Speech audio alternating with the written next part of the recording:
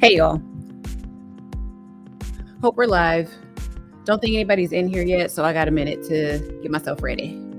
Tonight we're talking business credit for beginners. Going to be a short live stream. Not going to hang on too long tonight because, here we go. Yes, audio's good. All right. I'm not going to be in here too long because I went live earlier today and I love y'all to death. But not enough to stay on for like 3 hours tonight. So we're going to talk about business credit. And if you pop in, even if you pop out, just go ahead and like the stream before you leave. I am thankful for your viewership. All right. If you don't know me, I am the Credit Solutionist, and I am the owner of PX Credit Solutions right here, where we help you secure your financial future today. I'm also the author of the 90-Day Rapid Repair mini ebook. So check out the mini ebook on the website and join our email list. Now, without further ado, we're going to jump into business credit for beginners. So whether or not you are a sole proprietor or you are an LLC, or I don't know, y'all be doing S corps and all kinds of crazy stuff, whatever your gig is, tonight's live stream is basically for those of you that want to get into the business credit space. While we were doing our live stream earlier today, I noticed some of you were saying that you drive for Uber Eats and DoorDash and do all those kinds of things. I'm not sure how you have yourself set up, but you should be a sole proprietor or have an LLC of some sort set up. And as you are making money from your side gigs and your hustles, this live stream is for you as well. You need to literally be taking some of that money and starting to build your business credit. Okay. So hey, you guys, if you come in, I guess, I don't know if I'm supposed to be telling y'all to put your city and state in there just so we can get some engagement, but you don't have to put your city, but put your state. Let us know where you're from. Okay. Or let us know how you found out about the channel. But thank you guys for showing up. My ride or dies. Love you guys. And then if you feel so inclined, go ahead and share this video with somebody that you know that could use this help. Once again, this is a beginner's, business credit video. This is not for those of you that have already done these steps. So a lot of this is going to sound redundant, okay? Just roll with it, rock with it. If you're here for me just because you love me, thank you. But anyway, I did a little bit of reading today. Hey, Robbie, I see you up in there. Y'all don't let me stay on here for no 3 hours. We're not doing that tonight. We're not doing that. For my East Coasters, you already know it's 10:30. I can't stay on here all night. Okay. Anyway, with the way that the economies are changing and stuff, and we're shifting over to working from home, which is a fantastic opportunity for so many people to become entrepreneurs or, starting your own side hustles, if that's what you want to call it. I prefer to give it more of a respectful name. It is an actual business that you may be able to start now that you work from home. We're seeing an influx right now of micro businesses as well as small businesses, right? A micro business is really just a business that has like maybe 1 to, 10 people or something, and grosses about or had about $50,000 or less as far as startup costs go. So I would be considered a micro business. No shame here. But I just want to give you guys this information and hop off of here. So I have an outline too, Joan. And so let's just go ahead and talk about it. So with the Great Resignation came a lot of people that pretty much discovered that they could start their own businesses. And according to, I think it's Intuit, they say that this year, there's supposed to be about 5.3 million new businesses that actually start. Now, I am all for people going into business and being entrepreneurs. However, there is no reason or no sense in you becoming a business owner and not establishing business credit. Now, it's not required that you have business credit when you start your business, but it is going to be pretty dang helpful if you plan to scale. Okay. If you're a cash only business, this video is not for you. Now, the first thing that we want to do when it comes to business is you have to kind of, look inside of yourself or whatever, or talk to your friends. I mean, what are you good at? What do you want to do? Right? That's the first thing. I like to talk a lot and I like to tell people what to do. I decided because of that, I was going to go ahead and do some consulting of some sort, right?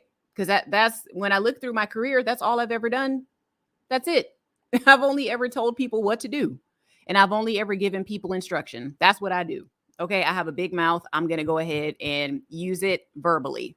before somebody says something funny in the comments. Once again, if you're coming in, whether or not you come in and leave the video, I appreciate you viewing anyway. Give me a like, drop a like, drop a like. And moderators, you already know your job. If somebody gets stupid, let them go, because y'all know they come for me late at night. So I like to talk. So I decided to start a consulting company.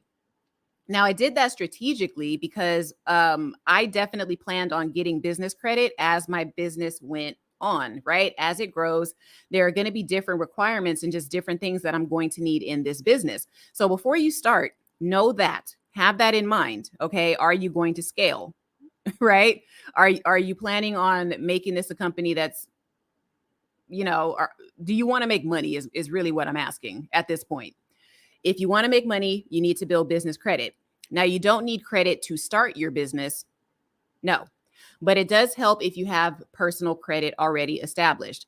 This channel is not for people that want to take super shortcuts, because there are going to be some times where you're going to have to do some work. All right. So we're going to jump into these steps. Step number 1, like I said, figure out what you want to do. Do you want to sell stuff? Do you want to become a streamer? Because you can start a business. If you become a YouTuber, you can have an LLC or be a sole proprietor if you start a YouTube channel. If you're driving right now, doing Uber Eats, whatever, you can start an LLC, or you could be a sole proprietor. It's whatever you want to do, because you're a W-9 worker, which means that you determine, well, not with Uber Eats and stuff, but you can kind of determine how you get paid. Now, with those kind of apps, it's a little bit different, because you can only determine how you get paid if you reject an order. So that's like the only way you can control your pay there. But if you plan on doing anything on your own and you receive cash for your services, this video is for you. So do you want to sell merchandise? Do you want to go into food service? Do you want a food truck? Do you eventually want to purchase a vehicle in your company name? What do you want to do? Do you want to be a notary? Do you want to be I don't even know. How do these girls do it? The traveling nurses are like, do you work on your own when you're a traveling nurse? I don't even know. You could be a truck driver. That's something you could do. I'm just throwing things out here so you guys know what's up. Are you a babysitter?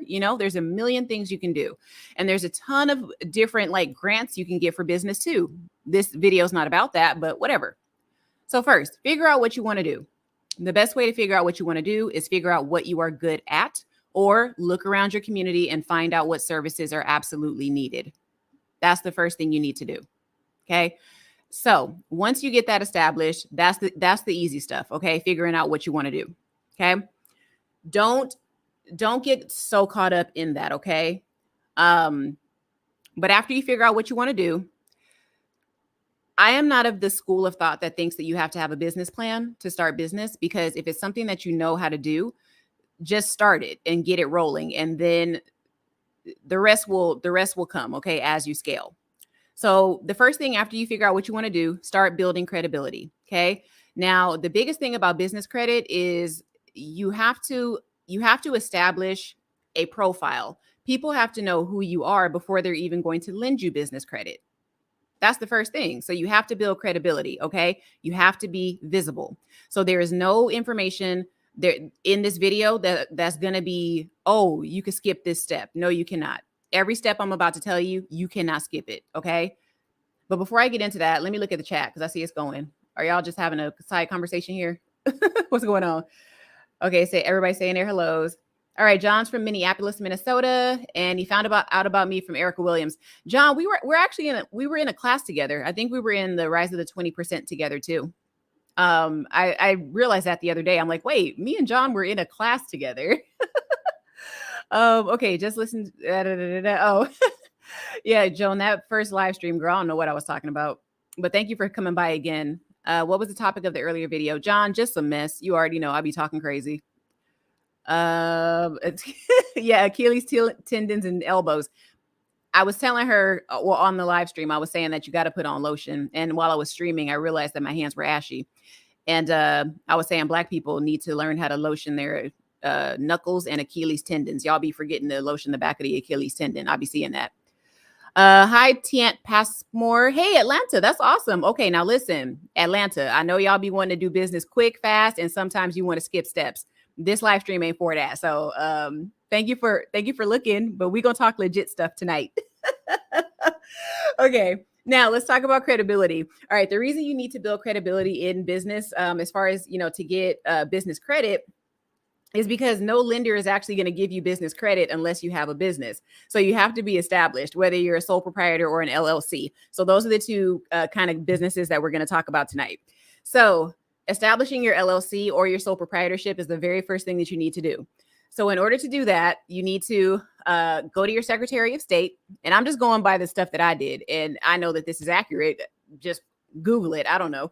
But you want to go to your Secretary of State. So you also want to figure out what kind of establishment or what kind of business organization you actually want to have. So again, sole proprietor, LLC, S Corp, C Corp, what do you want to do? If it's just you, please, please, please do not complicate your life by trying to do an S Corp or a C Corp. Make your life easy and just do the damn LLC.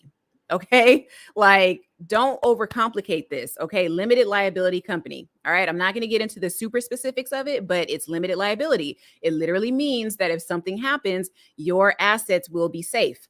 If you go the sole proprietor route, remember, as a sole proprietor, you have a very big chance of being sued and having your personal assets seized. Okay. So that's the difference. So you want to kind of look into these things and read, and obviously consult somebody in a legal capacity, whether it is an accountant or an attorney. Okay. This is not legal advice that I'm giving you. I'm just telling you the stuff that I did. Do not overcomplicate this. So if I had to recommend one, I would say go with the LLC. Okay. You can start as a sole proprietor, but get an LLC. Now, how you establish that LLC is up to you. I did my LLC for PX Credit Solutions. My LLC, just so you guys know, is not a credit LLC. Okay. That's important. And I had to do that strategically, simply because a lot of businesses do not want to do business with credit repair companies. Okay. So the way I set up my LLC is I did it as a consulting company, right? That's all it is. When I went into Chase and got my bank account, they asked me what I do. I said, I am a consultant. He said, what kind? I said, hey, I actually did tell them that I do credit counseling. They still let me open the account. Now, I don't know if that's possible today. Okay. But the industry that you choose is going to kind of dictate what you name your LLC and how you code your LLC, because there are codes that you have to use for your business in order for it to be established and we know what you're doing. And it's just for the government to track you, to be quite honest. So establish your LLC with your Secretary of State. You could also use LegalZoom or any other type of company that can do these things for you. And if you've done this before in the chat, if you have already done this, put a 1 in the chat or let us know what you do for business. Because I mean, if you can tell people and kind of, let them know in the chat how easy this is not hard stuff. So tonight, this is an elementary class. Okay. And if you're in business or want to go in business and you've been scared, that's what this is for. Okay. So you establish your business entity type with the Secretary of State. And if you do an LLC, what your Secretary of State is going to want, they're going to want a articles of organization. Okay. What that is, simply put, you're just telling the state how you set up your company. Who is your agent of service? That means if you get served papers, who can we send them to?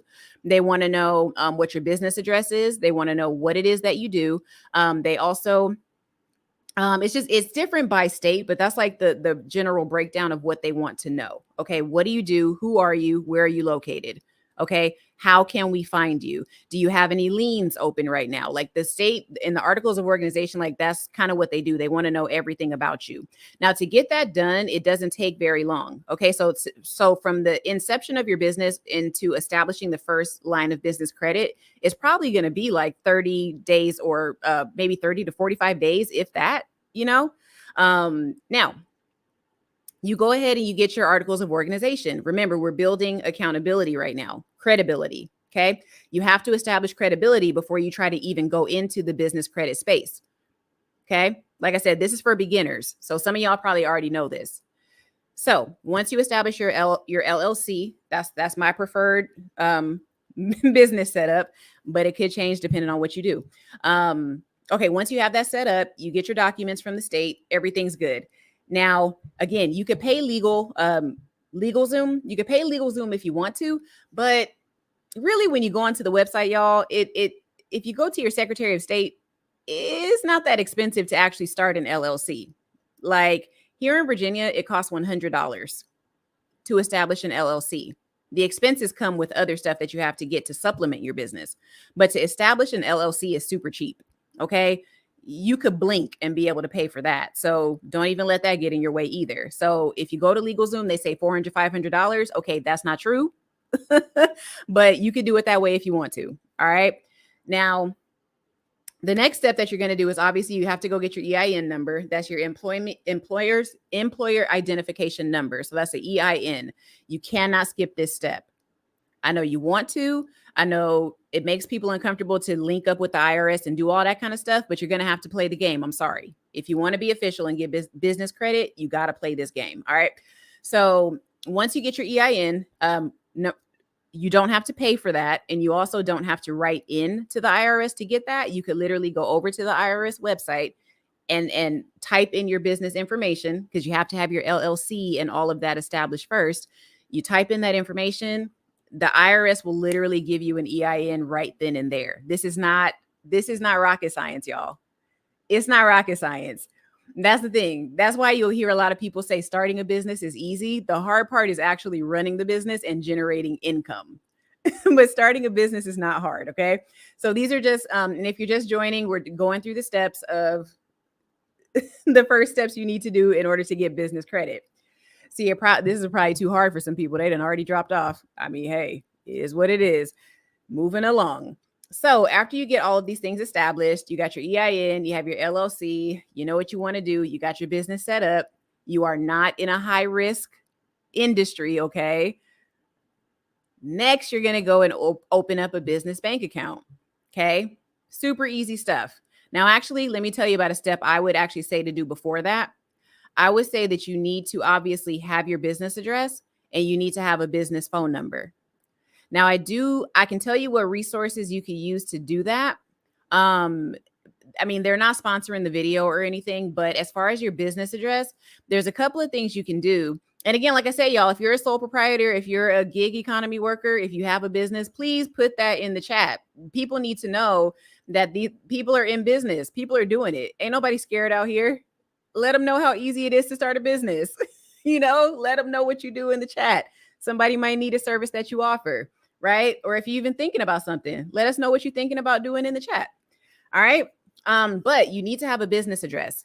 And that's what I forgot to mention. So for the articles of organization, they're going to want to get a business address from you. I do not recommend that you put your home address on there.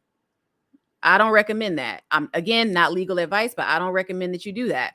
I recommend that you get, some people do virtual mailboxes. I don't believe in that. I believe you should have a hard building, like a brick and mortar building, where your address is located.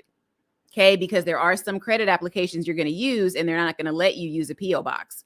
There's some things you're going to do in business and you cannot use a PO box. PO boxes look suspect. Scammers can have PO boxes. Foreigners that shouldn't be here can have PO boxes. So we are establishing credibility. An actual address shows credibility. Okay. So get yourself an address. Now, I obviously have a brick and mortar address right now. If you're going to go the PO box route or the mailbox route, what you have to do, research first. Okay. Research first, and then make sure whatever mailbox company you sign up with, like if it's a neighborhood mailbox place, make sure that the address does not have PO box. Okay. Make sure that it says suite. Like for my LLC here for the California LLC, it's registered in Beverly Hills. Zip code, right? It's only certain entities that even search. Like I got clocked one time where a lender actually said, "Hey, wait a minute. That looks like a postal place." I was like, "Well, that's where I do business out of. Sorry." Like, how are they going to prove it? Whatever. But anyway, I say veer away from PO box. Okay. That's my one recommendation for you. Now, when you get your business phone number, it could be one of two things. You can go and get like a little cheap cell phone like this one. This one I pay like $30 a month for, and it's a business phone. Right now I have 800 numbers. My company has like 4 800 numbers. Y'all didn't know that. I got 4 800 numbers. And I also have a local number in LA and I have a local number here in Virginia. Okay. So the purpose of the phone number also is because you need to be discoverable. People have to know how to find you. So the phone number, when you have that, of course, that's going to be registered on your website and all that good stuff. But you're also going to register your phone number with 411. Okay. So that's very important. So you got to have a business address and a business phone number, preferably an 800 number. Now there's 2 companies that I use personally for my 800 number. So I'll drop that for you guys. I will put them in the chat. Actually, one of them is Vumber. And then the other one is, I think it's Freedom Voice. Okay. Now, the cool thing about these 2 sites is that with Freedom Voice, that one has like, you could set up voicemail boxes. You could set up like, it has a whisper service where if you have a couple of businesses going on, it'll like whisper to you who is calling. So you know how to answer the phone. Like it's pretty dope. The only thing I don't like about Freedom Voice is that, and it's like $20 a month, just so you guys know. You can't be in certain industries and do text messaging. So they don't allow you to do text message marketing at all. Okay. And text message marketing is something all different that I'm not even getting into. You can go to somebody else for that because you got to pay for that information. Vumber is pretty good because I think it's like $9.99 I pay per month for my other 800 number. Now the number that I have with Vumber, I use that for my my guerrilla marketing where I do my bandit signs outside. Okay. So that one though, you can actually text. So if you text my 800 number, oh, I think I'm going on a tangent. I'm sorry, y'all. If you text my 800 number that's on my bandit sign, it's automatically going to respond to you and tell you, hey, this is PX Credit Solutions. You can book a consultation by clicking this link. Right? So when you think about it, now you can see how these little things make you look official, right? So the 800 number and the address, that's the next thing you got to do. Okay. I just gave you 2 resources in the chat right now that are under $30. Vumber is $10. Freedom Voice is 20, I think 20 or $21.99 per month. If I had to tell you as a sole proprietor or a LLC, go with Vumber. Okay. And you can hook it up to your cell phone. Okay. So don't be complicating this, y'all. You ain't got to have no hard line. You don't have to have a landline. Okay. If you want to go one even further, get yourself a fax number. Get a fax number. Now there is a resource for that too, but again, I'm not about to sponsor. Ain't nobody sponsoring me. So I'm not about to tell every single thing. Okay. Some of this is stuff that people put in their courses and they charge you thousands of dollars for. I only know it because I've actually paid for some of the information. Right. And as we talked about in the live stream before, you pay for information because you don't want to do the research yourself. Okay. So those were 2 freebies that I just gave you. Now, you can register for 411 once you get the 800 number. Just Google any 411 registry. That's not hard and that's free. Okay. So super duper easy. So we're talking about establishing credibility. And then how cool is it when you hand somebody your business card and it has the 800 number on it? It has an address on it. You know what I mean? Like how cool is that? They don't know that it's an 800 number that forwards to your damn cell phone. They don't know you got Cricket or Boost Mobile. They don't know that. They see an 800 number. So I'm trying to think of what else is really cool about those phone services. Yeah, they just establish credibility. So, you can also set up your own voicemail. So if you want to go over to like Fiverr or something and have somebody do a professional voice recording for you, another freebie. I recommend that you do that. We are establishing credibility before we try to get this business credit. See, these are the steps that nobody really wants to talk about because you think you could just go out there and do it and be willy-nilly. No, you actually need to put you got to put like some thought into these things. Okay. So yeah, get your 800 number, go to Fiverr, get somebody to do the voicemail greeting for you. Okay. All right. I don't recommend using Google voice numbers either. Don't do that. Okay. That's just for when you don't want to talk to somebody on the phone or whatever. Don't do Google voice. Do it the right way. Okay. Okay. So we talked about opening your business bank account. Now, the reason you want to do the business bank account, obviously, is because as you're building business credit, as you start to build credibility, some lenders are going to require that you give them your banking information, Like there's a business card right now called Brex, Brex, and Brex requires that you sign up with your banking info. If you never set up a business bank account, you can't use a Brex business card. You're not going to get that loan, right? Some lenders need to see money going into your accounts, money coming out of your accounts, right? And then again, if you want to get paid too, you have to have a business bank account, right? If you're an LLC, and let's say you start with a PayPal, which is, we always talk about PayPal around here. With PayPal, you have to have your business account set up. So if somebody pays you into your business PayPal account, you can transfer the money into your business bank account. So you have to have one. The other thing that's great about a business bank account is that that's how you get business credit with that bank, right? So for me, I have a hard way to go, y'all, because my business account is with Chase. And I hate Chase. Okay, I hate Chase. Now, with my second LLC that I have here in Virginia, I'm setting that business bank account up with a small credit union. I'm not doing a major bank with this one. I'm not doing it. Because the thing about Chase, like be very selective about your bank too. Because if you go with a bank like Chase is more generous to really high volume businesses, like the kind of businesses where when you come into the bank, they take you behind a door to sit in an office. Those are the kind of businesses that Chase really hooks up, right? So don't believe these content creators when they tell you it's easy to get up in Chase and get really good credit products. No, it's not. I'm telling you, no, it's not. And then they have their 524 rule. Y'all go small. Go with a small community bank, okay? And get your business bank account.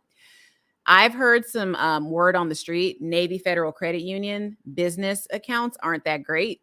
I don't know because I haven't established one. I'm not really close to a Navy Federal here in Virginia where I live, like in my locality. So I can't really speak to it, but I say go with a small bank. Okay. So that's the next thing that you want to do.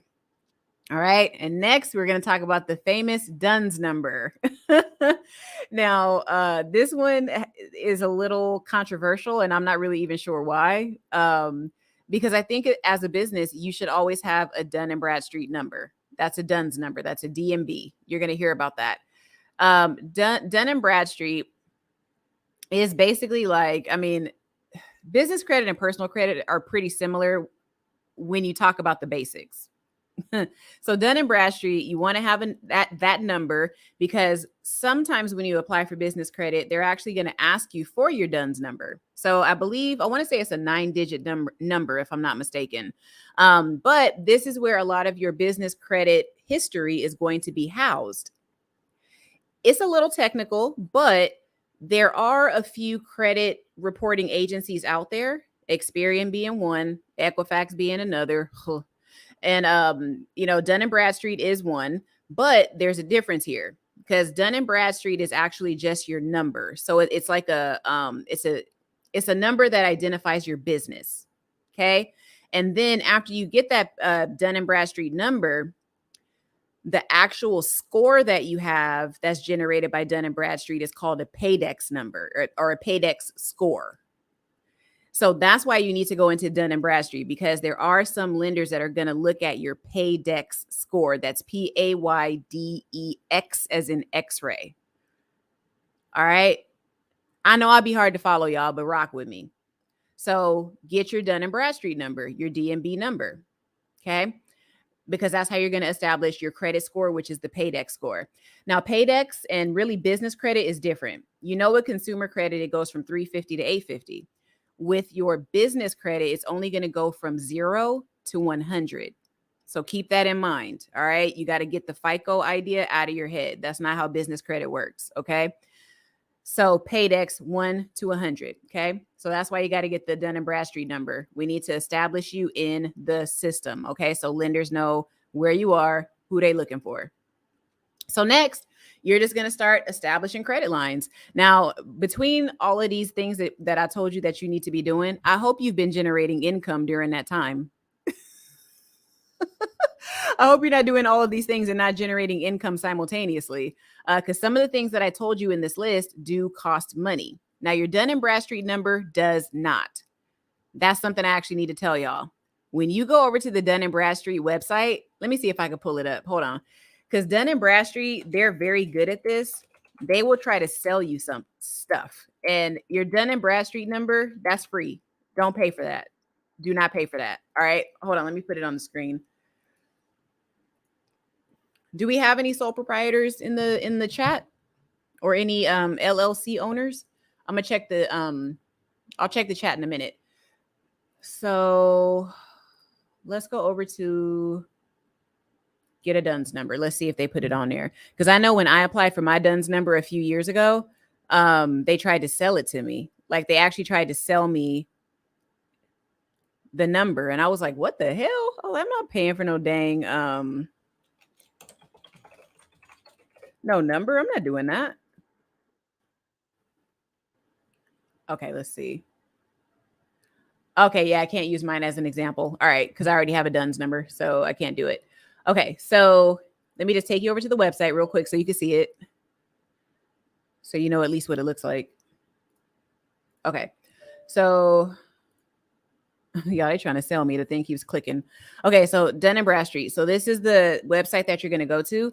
And then what you'll see when you go to try to get your DUNS number, they're going to make it seem super easy, right? You're going to put your information up. You could even look it up. So if I gave you my DUNS number right now, you'd be able to go over to that website and look it up and find my information. Okay. So here you can update your company data, do all that stuff. So make sure, like I said, you have that business address and that phone number, business email. I didn't even mention that you need to have a business email. Do not do such and such at gmail.com. I don't recommend it. Some people say it don't matter, but I think it does. And plus, most people like to see your business name in your email. Like mine, I have a ton of them, but I have like one that's info@fixmyficonow.com, or I have info@pxcreditsolutions.com. Those are some of the emails that I have. Now I got these janky cards because my business cards are actually janky, but I am not going to order more until I run out. But it has the creditsolutionist@gmail.com. It's weird because people think that's my only email address. And I'm like, no, I actually have like other ones that I pay for. Anyway, so this is Dun & Bradstreet. So what will happen is when you go over to apply for the number, they're going to try to sell you something. Okay. So it's super easy when you try to get it. Let me just make sure. Hold on. Let me pull this because I don't know if my information is. Okay, here we go. All right. I just need to make sure my information wasn't on there. Okay. So super duper easy. So you go on and you tell them what kind of business you have. Okay. They even have Apple developers on here. So you would basically pretty much just say, I have a US based business. Okay. That's what you're going to click on. And then once you click on that, you're going to put in your information and then tell them your business name and you're going to go through the steps. Okay. So that's super duper easy. So I'm going to stop sharing my screen now. Like I said, this is a remedial class. So if you feel like you're too good, you can totally drop off. It's totally fine. All right. But that's what you need. Paydex Score. Let me hop into these comments and then we're going to hop into the next part of this live stream because we're going to break down the different types of business credit. Okay. I think that's going to be very valuable. Florida. Hey, Miami, Florida. I got a lot of Florida people. Maybe I should start marketing in Florida. FYI, very embarrassing for men to buy a bottle of lotion. Hey, that's true. But I think every man should be moisturized, because it's so funny. When you're lighter skinned, for some reason, people don't think you should be wearing lotion or applying lotion. That's the weirdest thing to me. Like white people get ashy. Like, have you ever looked at a white person that didn't put on lotion?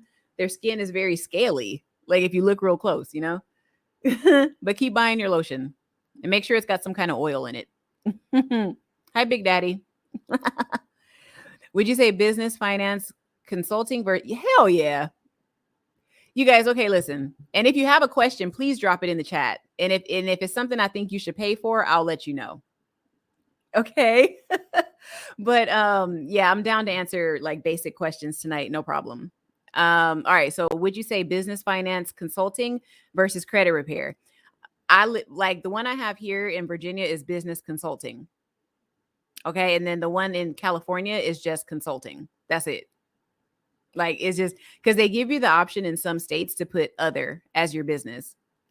So that's the thing. It's like you set up the LLC one way, and then you could be doing a ton of things in your LLC. Because remember, you have the option of doing a DBA, a doing business as. So my company that I have here in Virginia, it's basically going to be, I have the credit repair branch, but also I'm going to be doing notary. So it's you got to just figure out which way you want to go. This is not a one size fits all. But I would say, if you know you're going to start a business, think about something. If it's high risk, you need to be aware of that, right? Credit repair is high risk. It's very hard for credit repair companies to do business with certain vendors. Like, there's certain companies where, like, if you go over to my website and you fill out one of my forms that's on the website, there's certain information I can't ask you because the vendor will actually cancel my account. Right. And then for me to get paid, I actually have to pay in order for you guys to be able to pay me for credit repair services. Like, if you're in the chat and you work with me, whenever I send you an invoice, I have to pay. I have a merchant account. Like, I have a whole other payment system that I have to use. And this is a high risk merchant account because Chase will not give me a merchant account because I'm credit repair. I'm high risk. So consider that too when you start your business. Just remember, if you're in a high risk industry, you're going to have extra costs that somebody that's just doing Uber Eats isn't going to have. Right? Because I have to literally seek other companies that are comfortable doing business with credit repair companies. So that's why many people in the credit repair company or credit repair space, this is not legal advice, but this is why a lot of them set up their businesses as consulting, because realistically what I do is consulting. I do consulting and I do document preparation. Really think about what credit repair is. I'm preparing documents for you and I'm sending them out. Right? But because I can get paid quite a bit of money, and there's, we have certain regulations, I have to set up the operational part of my company as a credit repair company. Okay. So there's layers to it. Like I said, you have to talk to a lawyer to make sure that you do it properly. But yeah, to what he said, yes, business consulting instead. What if your business is mobile? Girl, everybody's business is mobile. Technically, mine is, if you think about it, because I can do business here in my office or I can do business from home. But if your business is mobile, like let's say you are a person that travels from state to state, you really do have to, as far as setting up your LLC and like operating in other states, you got to look into that yourself because, if you do business in another state under your business name, you might have to register your business in that state. Right? You might have to do that. And I mean, there's so many different ways to do it. I don't know what's the right way to tell people to do it.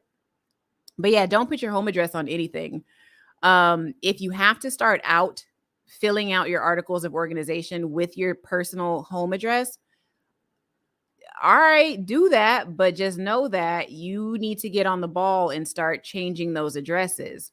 But also remember, if you don't change it in time, once it gets reported, that's public information. So that's something, be very less. Yeah, I just said this, it's a beginner's class. So people wouldn't think about that. Once your articles of organization are processed with the state, your LLC information is now public. And they tell you that in the paperwork when you fill it out. They're like, hey, the address and the number that you put on here, it's going to be public. So make sure it's the one you want to use. So that's why I said, get yourself an address. Okay. And don't be using your home address. Like when I registered my PX Credit Solutions with California, you have to go through a separate authorization process to operate as a credit repair business. Same thing in Virginia, but California is a little more stringent. And that's the company or that's the organization or the entity that clocked me. It was the Department of Justice.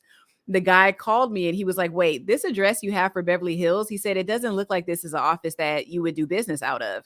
I said, well, no, that's what it is. That's what it is. And he said, well, no, he's like, I Googled it And it looks like it's a post office box. I said, no, that's a business. I said, so are you not taking my word for it? Like, I understand this is legal documentation. What's the problem? And he was like, well, all right. He's like, there's really no way or nothing I can do. Even if it is, he said, well, if this is the address you want to use, this is the address you want to use. I said, exactly. I don't want my home address on nothing. I'm sorry, sir. And he had to put it through, and my company got approved. Right. But also remember, things do change from year to year, because the fact that he asked me about that address, I was offended because I had already done business for a year. And the first time I applied and got my company certified in California, they didn't ask me any of those questions. This guy was somebody brand new, right? The lady that I worked with before, she was super cool. I didn't have no problems. So things can change too. And your paperwork could get to a representative that wants to do their job. Like, you know, I'm not saying it's not good to do your job, but you know what I mean? Like, it's always that one person that wants to be extra. So he was being extra. But yeah, Joan, get another address. You could do a virtual address too.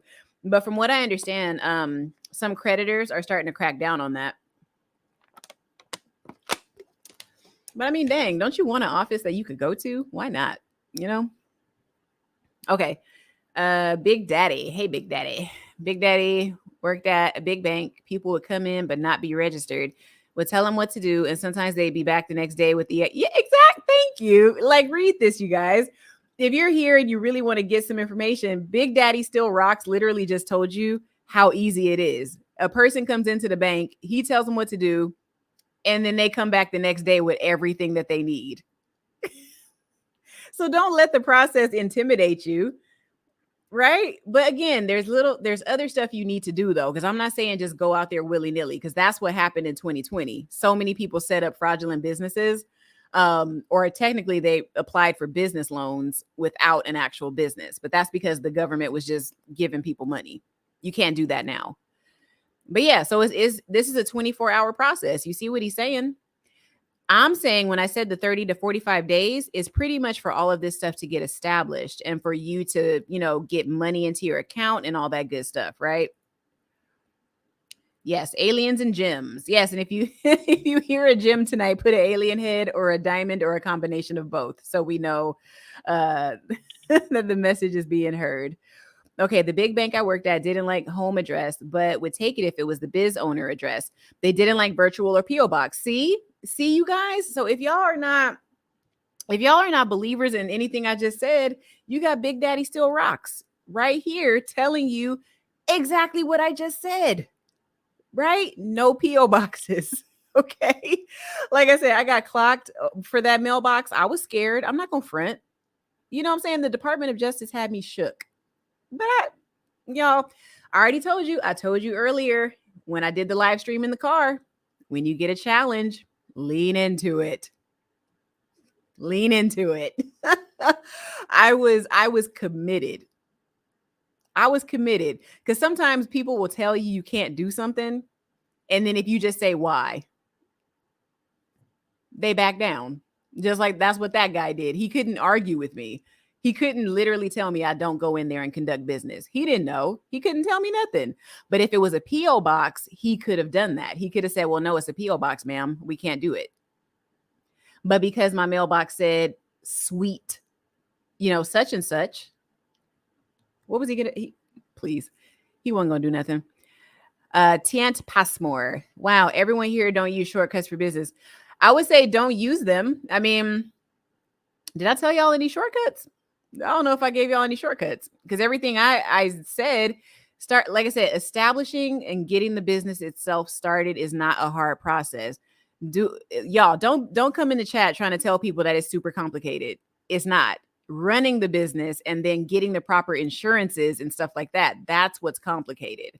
But the paperwork to get your business like out there is not. No, don't lie to people. You know what I mean? Like, don't lie.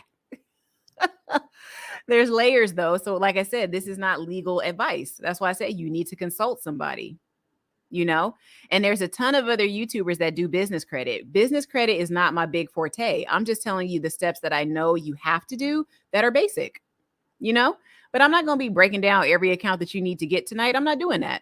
I'm going to tell you what I have, at least some of it, and you'll see how easy it is. Okay. Yeah, let's make a deal. Okay. Sometimes they'll ask for proof of address, like a business utility bill, to make sure the biz was there. They Google them. Yeah. Okay, got you. And like I said, that's what the Department of Justice did to me. The guy Googled it, and I'm like, y'all ain't never Googled my address before. Why are you doing it this year? What's really good? Little stuff like that is why I was like, you know what? Forget California. Like, I'm out. I'm out. That was so stupid. Establishing a business in Virginia is very easy. Like, it was shockingly easy. I'm like, this can't be right. Something. And you know what's so funny? To do business out in California, if you start an LLC, that's why I said research it first, because I think to actually get the name and do the application for the LLC in California, it was only, I think, $75 or $80. But the kicker is California gets you because you have to pay a $700 LLC fee every single year. They don't care if you generate income or not. You have to pay $700 just to have that LLC operate in California every year. And then for the credit repair part, I have to get registered with the Department of Justice every year, and it costs $100. And I have to give them a revised copy of my contract, and I have to give them all of the attachments that come with my contract. And then I also have to give them proof of my bond. Okay. And you'll remember a bond in California is $100,000 for a credit repair business. So once again, setting up the business is easy, but the supplemental things that you have to do is what can start to cost you money. If you're in a high risk business,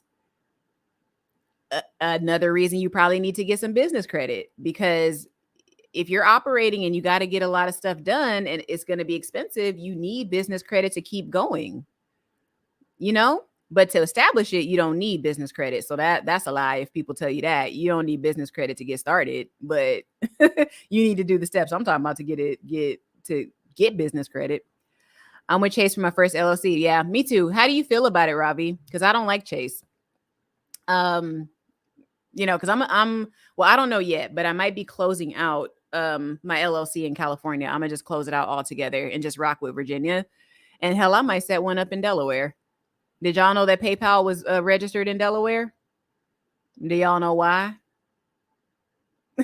Taxation in Delaware apparently is wonderful. So there's a lot of shell companies out in Delaware. Yeah. And Vegas. There's a lot of them in Vegas too. Or Nevada. Let me be specific. In Nevada, there's a few. I don't know about Idaho. I talked to a guy that does live scan in Idaho, and he said that doing business in Idaho is pretty cheap too. So I thought, okay, that's pretty cool.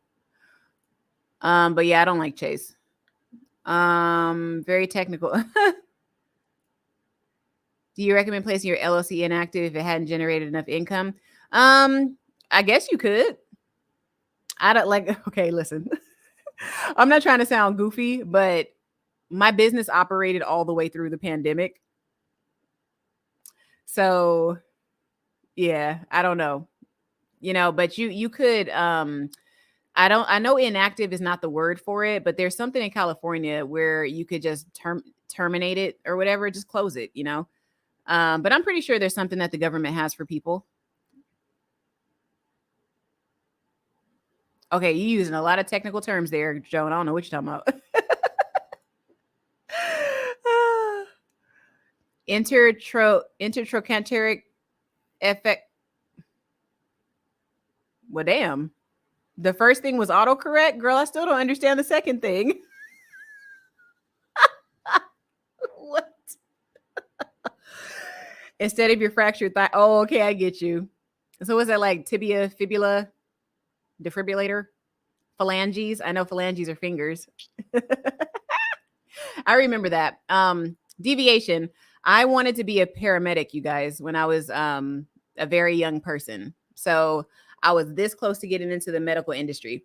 And when I was 16, I was going to look into becoming a coroner or working for the coroner's office. So after that, I was like, okay, that's going to take a lot of work. So let me just try to be a EMT first. And in my video earlier today, I was talking about how you make a little decision and it could change the course of your life. So when I was in high school, we had an opportunity to go and take these courses at this like job training center. And they had an EMT course. And I was like, I think I was 17 or 16 at the time. So 17, 16. And I was old enough to take the course, but I had a friend that wanted to go into the nursing assistant program or medical assistant program because she wasn't old enough yet to go into the EMT course. So me being stupid and thinking that I was going to be friends with her forever, I took the medical assisting class instead. These are little things that caused me to graduate early, technically on paper, but they kept me in school because I did a lot of extracurricular stuff. But so I learned a lot of medical terms when I did the medical assisting class. And they even had us like smelling pee and doing all kind of weird stuff. And then drawing blood, teenagers, y'all drawing blood. Amazing. Okay. Oh, that's right. Necessary evil. That's right. You're in medical too. I forgot about that. Y'all don't worry. I'm gonna hop back into the business stuff. I promise. Damn, I already been going for almost an hour, y'all. Y'all about to lose me. Urethra. I was gonna say, girl, that's the pee hole. I know that one. Okay, good. We're at the bottom of the chat. Okay. Bill Burr has a great stand-up routine about lotion and ashy skin. Hey, and he knows about lotion and ashy skin since his wife is black. You know what I'm saying? Bill Burr is a swirler. And he married late in life too, which is very unique. What's his wife's name? Natasha or something like that. Nia. His wife's name is Nia. He's always like, yeah, me and Nia. Like, okay, you and Nia. Got it. I saw that stand-up. It was funny. Bill Burr is hilarious. I remember I used to date a guy. We used to go see Bill Burr all the time. Like we would go anywhere he was had a show in California. We would go every single time. Him and Chris D'Elia. But now I don't know about Chris D'Elia because Chris D'Elia likes young girls. So, let me not say allegedly. I don't need no lawsuits. But yeah, I lost a lot of respect for Chris D'Elia after his debacle. All right, so I have actually been using a high quality face lotion and body lotion for years. Nice. All right, yeah, hit the like button. All right, so we're gonna go ahead and hop back in because now we're at the bottom of the chat. But y'all know, type in some gobbledygook so we can get some engagement. Okay, so Delaware is also important because their privacy of owners is secure. Yeah, there's always a reason. Like I didn't look into Delaware because I figured the law was going to come get me because I was going to mess up and do something wrong. All right. That's what I figured. So I never looked into Delaware. Okay. So we talked about how the credit scores are different. So, all right, we got what's the list, guys? We did. Okay. So determine what you want to do. Establish your LLC with your state, your Secretary of State. Okay. You need to make sure you get your EIN number. You got to get that virtual address, or I say get a true business address, no PO boxes. Okay. 800 numbers. I gave you 2 resources in the chat there, less than $30 a month. And one has text messaging, which is fantastic. And then get your business registered with 411, add your DUNS number, get a DUNS number. Okay. 9-digit number. Just get it. Yes, there are lenders out there that do not use your Dun & Bradstreet or your Paydex score, but you still need to have one. If it's free, why not get one? Okay. And I know a DUNS number is important because I worked for a global nonprofit that has tons of properties throughout the United States. All of those properties had DUNS numbers because they were their own individual entity. So don't tell me a DUNS number doesn't matter. I'm just saying it may not matter in every facet of business credit, but it matters on some level. Okay. Okay. And then start establishing lines of credit. So that's where we are. Now, the biggest misconception that a lot of y'all have, not y'all, but people, if you catch the replay, big misconception is that my personal credit doesn't matter. That's a lie. That's a lie from the pits of hell. Okay? Because as y'all know, Experian got their hands up in everything.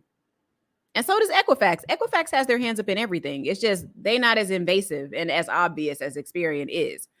But many companies, if you don't have an established credit history, they are going to make you 1, personal guarantee, or 2, they are going to run your social. Most companies will. Okay. So if your personal credit is jacked up, your business credit is going to follow suit. If you can't get your stuff, I'm trying not to cuss tonight. If you can't get your stuff together on the personal side, why the hell would somebody trust you on the business side? That EIN is only going to get you so far when you run your credit with certain companies. Okay, remember, this is for beginners. So beginners have to have, I would say, a credit score of at least 640 before you even try to go into business. Okay. Now, remember, when we talk about business credit scores, also, the business credit score is only 0 to 100. Okay. So we have to get the old FICO model out of our head. 1 or 0 to 100. Okay. So like 1 through roughly 49, if you score, this is your Paydex, and, you know, Experian has a business credit score. Equifax has one. There's also, it's SBFE. I have to look up the acronym, but there's a couple of credit reporting agencies, but the scoring model that each of them uses is 0 to 100. That's universal across business credit.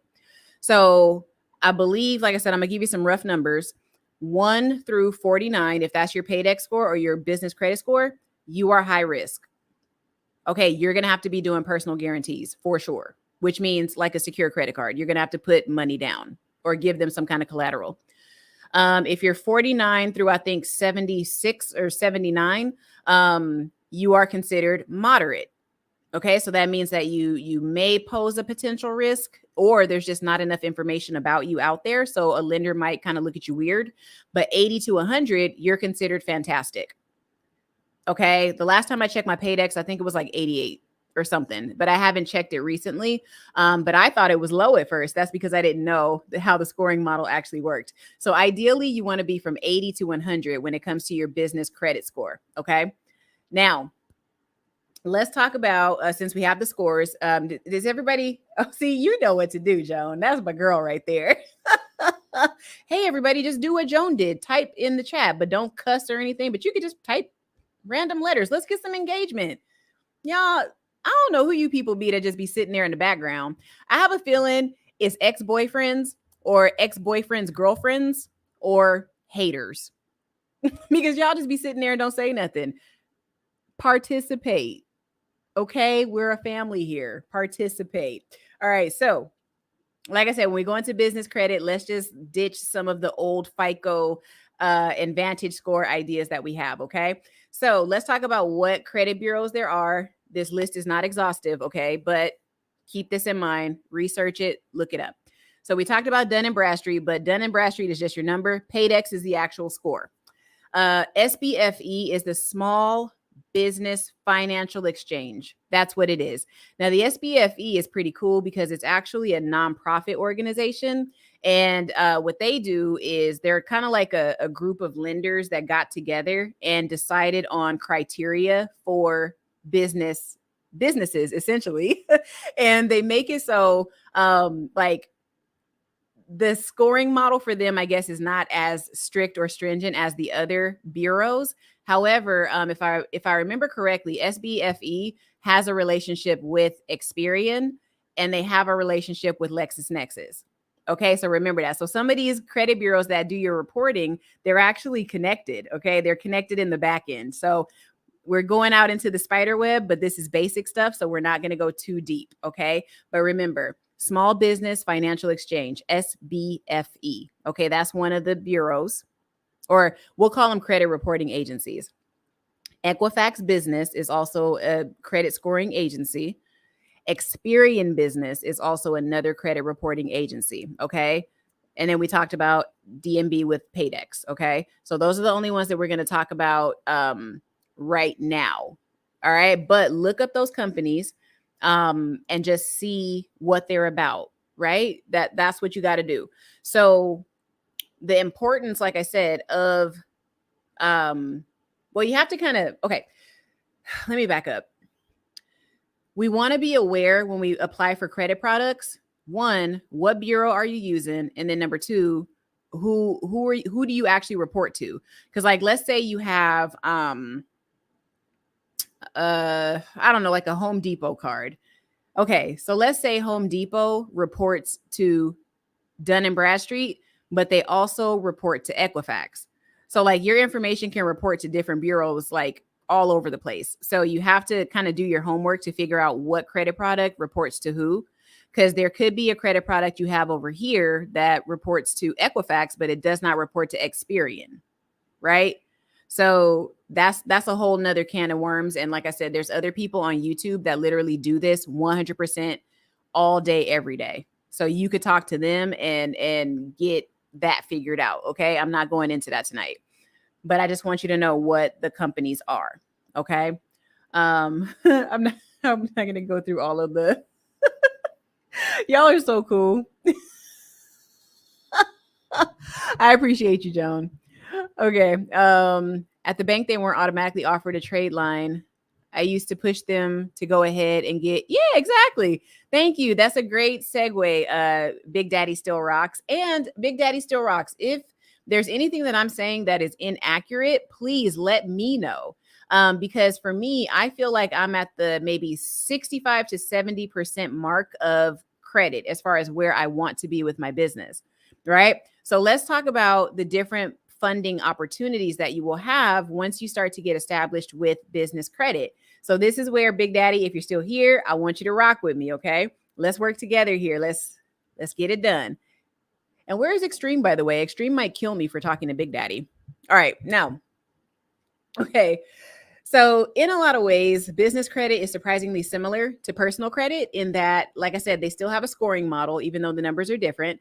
Your personal credit still has to be good for the most part, you know, in order for you to start establishing credibility. But let's break down some of the different ways that you can get credit in different products, okay? So number one, you always hear the term PG, okay? That, because this is a beginner's course, we're talking about PG first and foremost, okay? Have I had a PG account? Absolutely. Okay. Now, a personal guarantee account is just a fancy way to say collateral. It's just a fancy way. Hey, we need to make sure that you have money, or hey, your credit profile is pretty thin on the business side, and your personal credit's not looking as great as we want it to either. So we need you to go ahead and put some money on this card, which is what Big Daddy Still Rocks is talking about right here. So let me tell you what I did for my very first business card. Now, I do not recommend this company, and I will tell you why at the end of this story.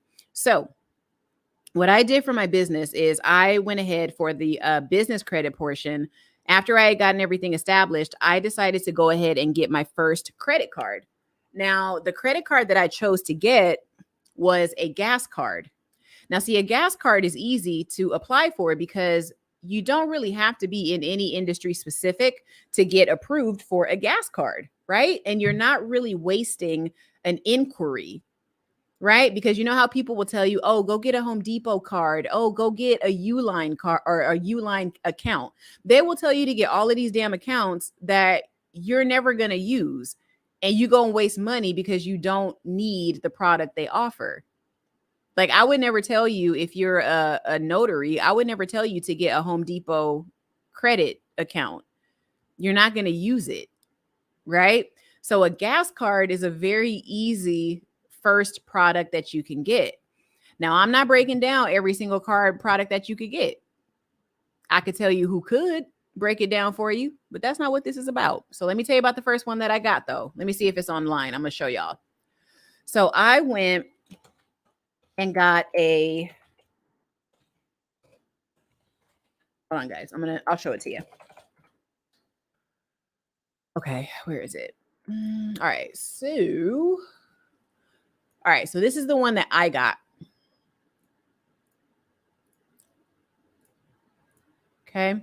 And when I got it under my LLC. Okay. I didn't do it under my DBA, because remember, my DBA is PX Credit Solutions up in I think it's your right-hand corner.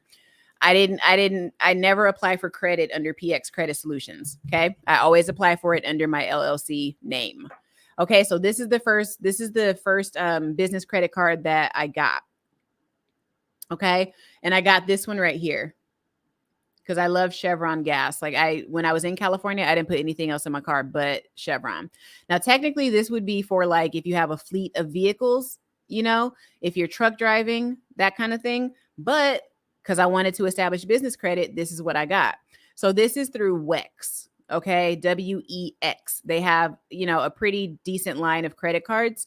And when I applied for this, they actually did run my credit. Okay. So because obviously I already had the business, I'm already doing credit repair, my credit was great in my mind. So my personal credit was fine. But when they ran the credit, because I was just getting started with everything, what they ended up doing was saying, hey, your credit profile is pretty thin, so we need you to give us a personal guarantee. So I was like, okay, well, how much do I need to give you? And they're like, well, you can't, I think it was a minimum of $500. And I was like, okay, well, if it's 500, I'll put 1,000. So I took, business funds and put $1,000 on the credit card.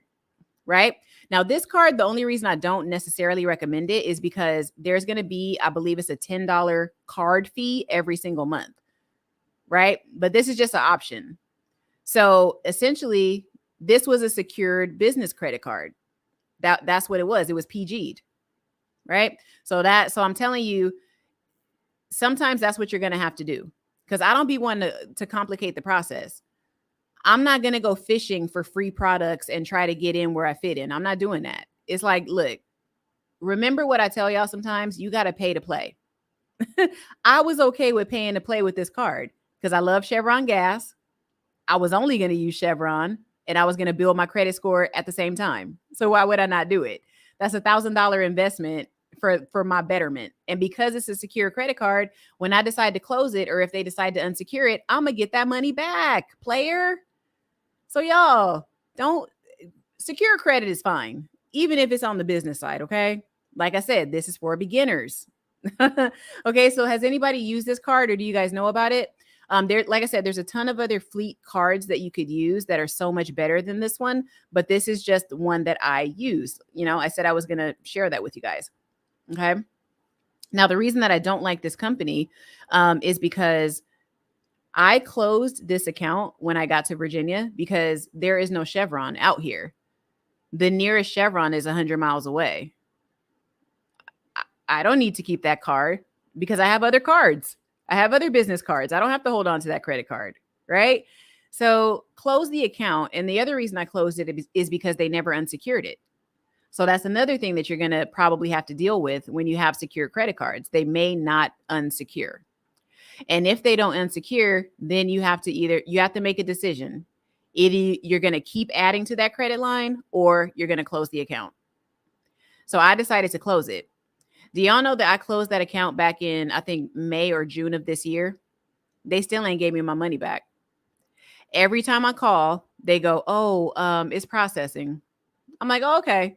So the last time I called them was like, I think 2 weeks ago. And that's okay. So here's the thing. Y'all already told me that it's in process now. They said, oh, it's actually going to go in the next check run. I said, okay, if I don't have that check in 2 to 3 weeks, I'm calling or I'm writing to your legal department. Okay. And I'm not going to write the letter. I'm going to have a lawyer do it. I'm not writing the letter. I probably could, because who cares? Once it is legal, you pretty much get the job done. But this company will hold on to your money. So you got to be careful. Okay. Because I'm now having to go to bat to get my money back. It's my money. How hard is it to give somebody $1,000 check? Every time I call in, they have the case number. They have the person I talked to. They have the note that says the check is going to be there in 3 weeks. Where's my damn check? How does 3 weeks last from May to October? They confirm my new address and everything every time we talk on the phone, but I still ain't got my money. So I'm like, you know what? F this. All right, now we're going to go to legal. I'm not even going to deal with these people anymore. Like I'm just not. So these are little complications that could arise too. Because a lot of companies, personally, I think something might be going on with WEX where they're not wanting to issue payments for secured accounts. Something's up. Like they're trying to hold on to that money for a reason, right? So beware. Be very careful when you do secure credit cards. Okay. I wonder how long it's going to take from a secure. Usually it's about a year. It's about a year. But I think what happened with mine, in all honesty, because I don't have a fleet of cars. And you guys have to remember how I do business. When I started my business, and even now, I work from home. I just barely got a business office. That's a standalone office, right? Now, I did have a separate office in LA, but that was a shared office. We had a shared business space. So it's, you know how that works. Like you have to book time and all that kind of stuff. So I did have that in LA, but I barely used it because, I'm home. I don't have to meet with people. Remember, the pandemic happened. Like right after I started my business, like that's when everything, changed. So I really didn't have to meet with people. So I wasn't driving. So I wasn't buying a ton of gas. I was filling up my gas tank once every 2 to 3 weeks. I went a month one time without putting gas in my car because I didn't go anywhere, right? Remember, I told y'all, if you were on the live stream earlier, there was one little point in my life. I had too much stuff. Okay. And I was not trying to maintain because I told y'all I had 2 cars and a Vespa. I live by myself, or let me not tell you, I lived by myself. What the hell do I need 2 cars and a Vespa for?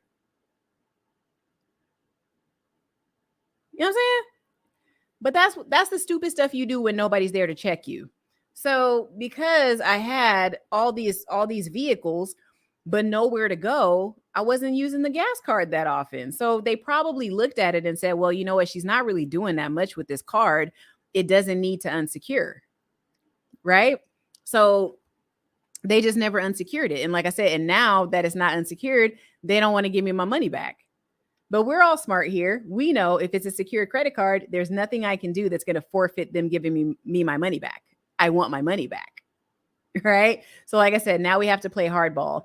I'm just glad, I guess I wasn't hard up for the $1,000. Like I wasn't hard up for it, but it's like, damn, give me my money, bro. Like, bruh.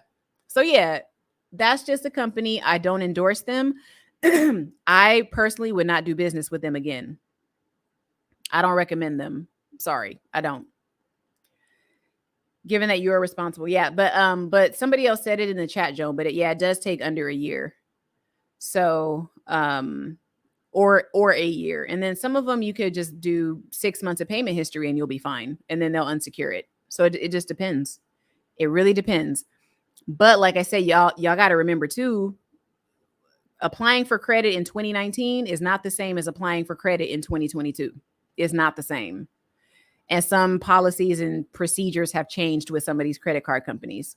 So keep that in mind too. That's why I get the personal credit in check. You got to keep working on personal no matter what. Because what you'll end up doing is you'll go for a card or a credit product that is going to run your social. There are some products that only want your social for identity purposes because of the Patriot Act. Fine. Okay. But they're checking something. It's not just your identity. They're checking something. So what about NAV? I have a NAV. I have a NAV account. And actually, you just reminded me because I have to call them because I just got a new business debit card with Chase. So they have my old number on file and they sent me an email and they're like, your payment didn't go through. I'm like, excuse me, there's money in that account. And I was like, oh, that's because the card expired. So I have to call NAV and get that set up. But yeah, NAV has been pretty cool. So NAV, they have a couple of different products. If I'm not mistaken, mine is I pay every quarter. So let me see. Yeah. So I would say definitely hook it up with NAV too, y'all. I wasn't even going to talk about NAV tonight, but yeah, you could go with NAV. What they do is they maintain your credit report as well, but you make payments to them and they report those payments as like an open line of credit for business. So that's another great way to build your credit as well. Let me show you. So yeah, this is a good one to go for. And then obviously they always have your credit history on file so they can tell you what credit cards and products you're going to most likely be able to match with. Okay. And then let's see if they have where am I looking? Get your free score. Oh no, I didn't want to go to business loans. I want to show you the actual services. Hold on. Am I slow? Hold on, y'all. I think I'm slow.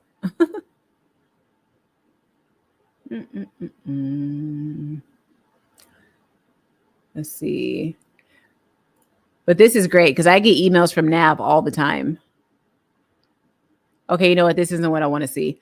All right. Yeah, they're trying to get all up in my business. I'm sorry, y'all. I got to stop sharing.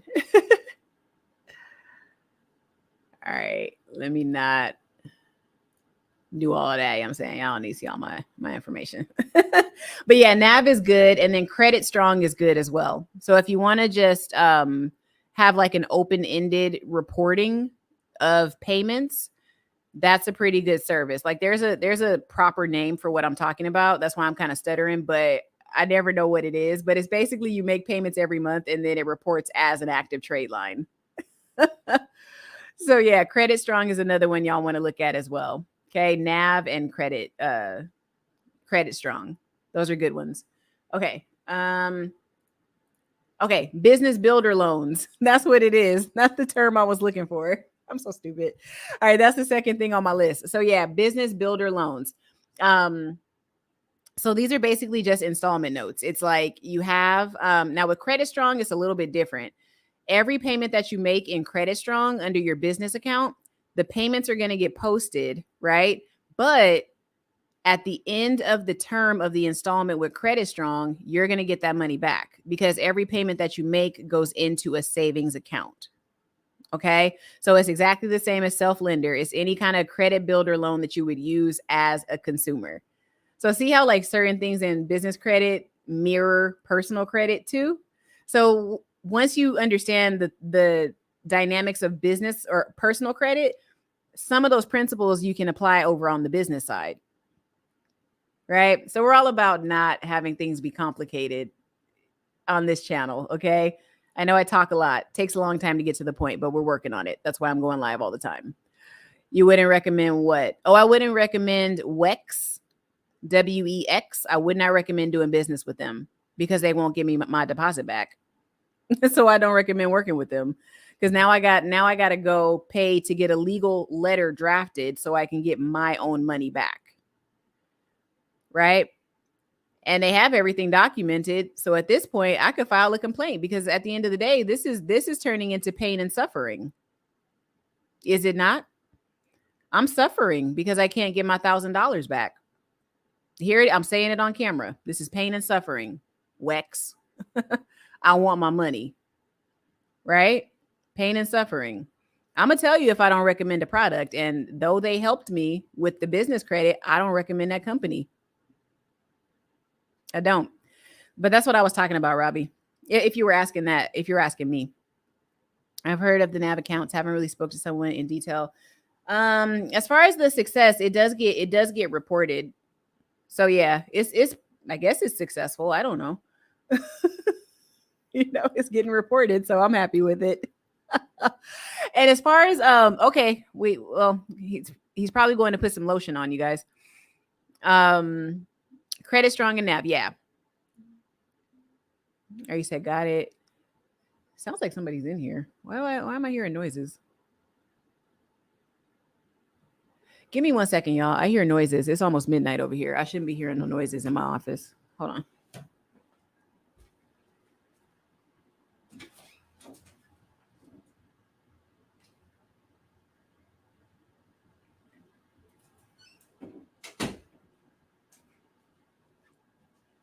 Okay. Maybe it's just loud or like it could be noises outside. I don't know. I be feeling like it's a lot of ghosts around here. Anyway, okay, credit builder loans. So hopefully you're generating income in your business and then you have the ability to use credit builder loans, okay? Great opportunity, right? Or like I said, if you're doing your Uber Eats and stuff like that, because Ravi let us know earlier, I think it was Ravi, right? You were saying that you do some gig work, right? You work with I forget what you said. Did you say Uber Eats or I forget what you said, but I know you said you were doing something. So as you're doing that, and you have everything established as far as your business, that money that you're getting, obviously you can put it back into your business by way of establishing a builder loan, right? The business builder loan. You make $50 that night. Obviously, that could be your $50 payment, whatever, So yeah, with those, you set up the terms, pay them monthly, and then at the end, depending on the type of account or the company, you can get that money back. Okay. Next, this is where you kind of get into the big dogs. Okay. And this is something that I haven't even done yet, you guys. You can get a business loan. Okay. So there's two different kinds of loans. You can do a business loan or you can do a business line of credit. Now, there's some differences here that we want to pay attention to, but again, it parallels personal credit. Okay. So a business loan is essentially, there's a few more questions, I guess, that you would have to answer with a business loan because it's a larger amount for one. Like it could be probably up to, I don't know, $50,000. Or if you're generating a lot of business and a lot of money is coming into that bank, they may offer you more. Okay, they might. But with a personal or a business loan is similar to a personal loan in that obviously you have to provide your income information. They might ask you for your social, but they're probably just going to use your EIN. If it's with a bank that you know, they're obviously going to look at your history of deposits and withdrawals and how frequent business is being generated. They will sometimes require collateral. More times than not, they will require collateral. Okay. So that's why I said you got to have money in that bank account or that you might have to put up real estate, anything. So they might actually ask you to do a form of a personal guarantee in putting up collateral. Okay. Now with the business loan, of course, it's a set term. So that's the other difference, from a personal or from a business line of credit. The business loan has set terms. So it could be 60 months, 80 months, whatever. Okay. So it's like a car note or something. So you have your business loan and every time you make a payment, obviously your balance goes down. Okay. But every time you make a payment, it doesn't mean that you now have that credit available, if that makes sense. Like it's like a personal loan. Like when you pay down a personal loan, the payments you're making, it doesn't create new credit for you. So that's how the business line of credit is a little bit different. So with a business line of credit, the requirements are not as stringent. They might ask you for, your income information, stuff like that, if you're working with a company other than your bank. But with the business line of credit, what that is it's obviously a set amount of money, of course, but it's not an installment. It's considered revolving. All right. So the business line of credit, you can draw from it whenever you want to. You can draw out from it all the way up to the maximum. And every time you make a payment, that payment becomes your credit limit. So you can replenish your credit limit by making payments on the business line of credit. So it's kind of like a credit card. So see how the personal loan is, or I keep saying personal because that's kind of what it is. The business loan is like a car note. It's an installment note. The business line of credit is like a credit card because you can draw from it whenever you want, replenish it, draw, replenish. It goes on forever.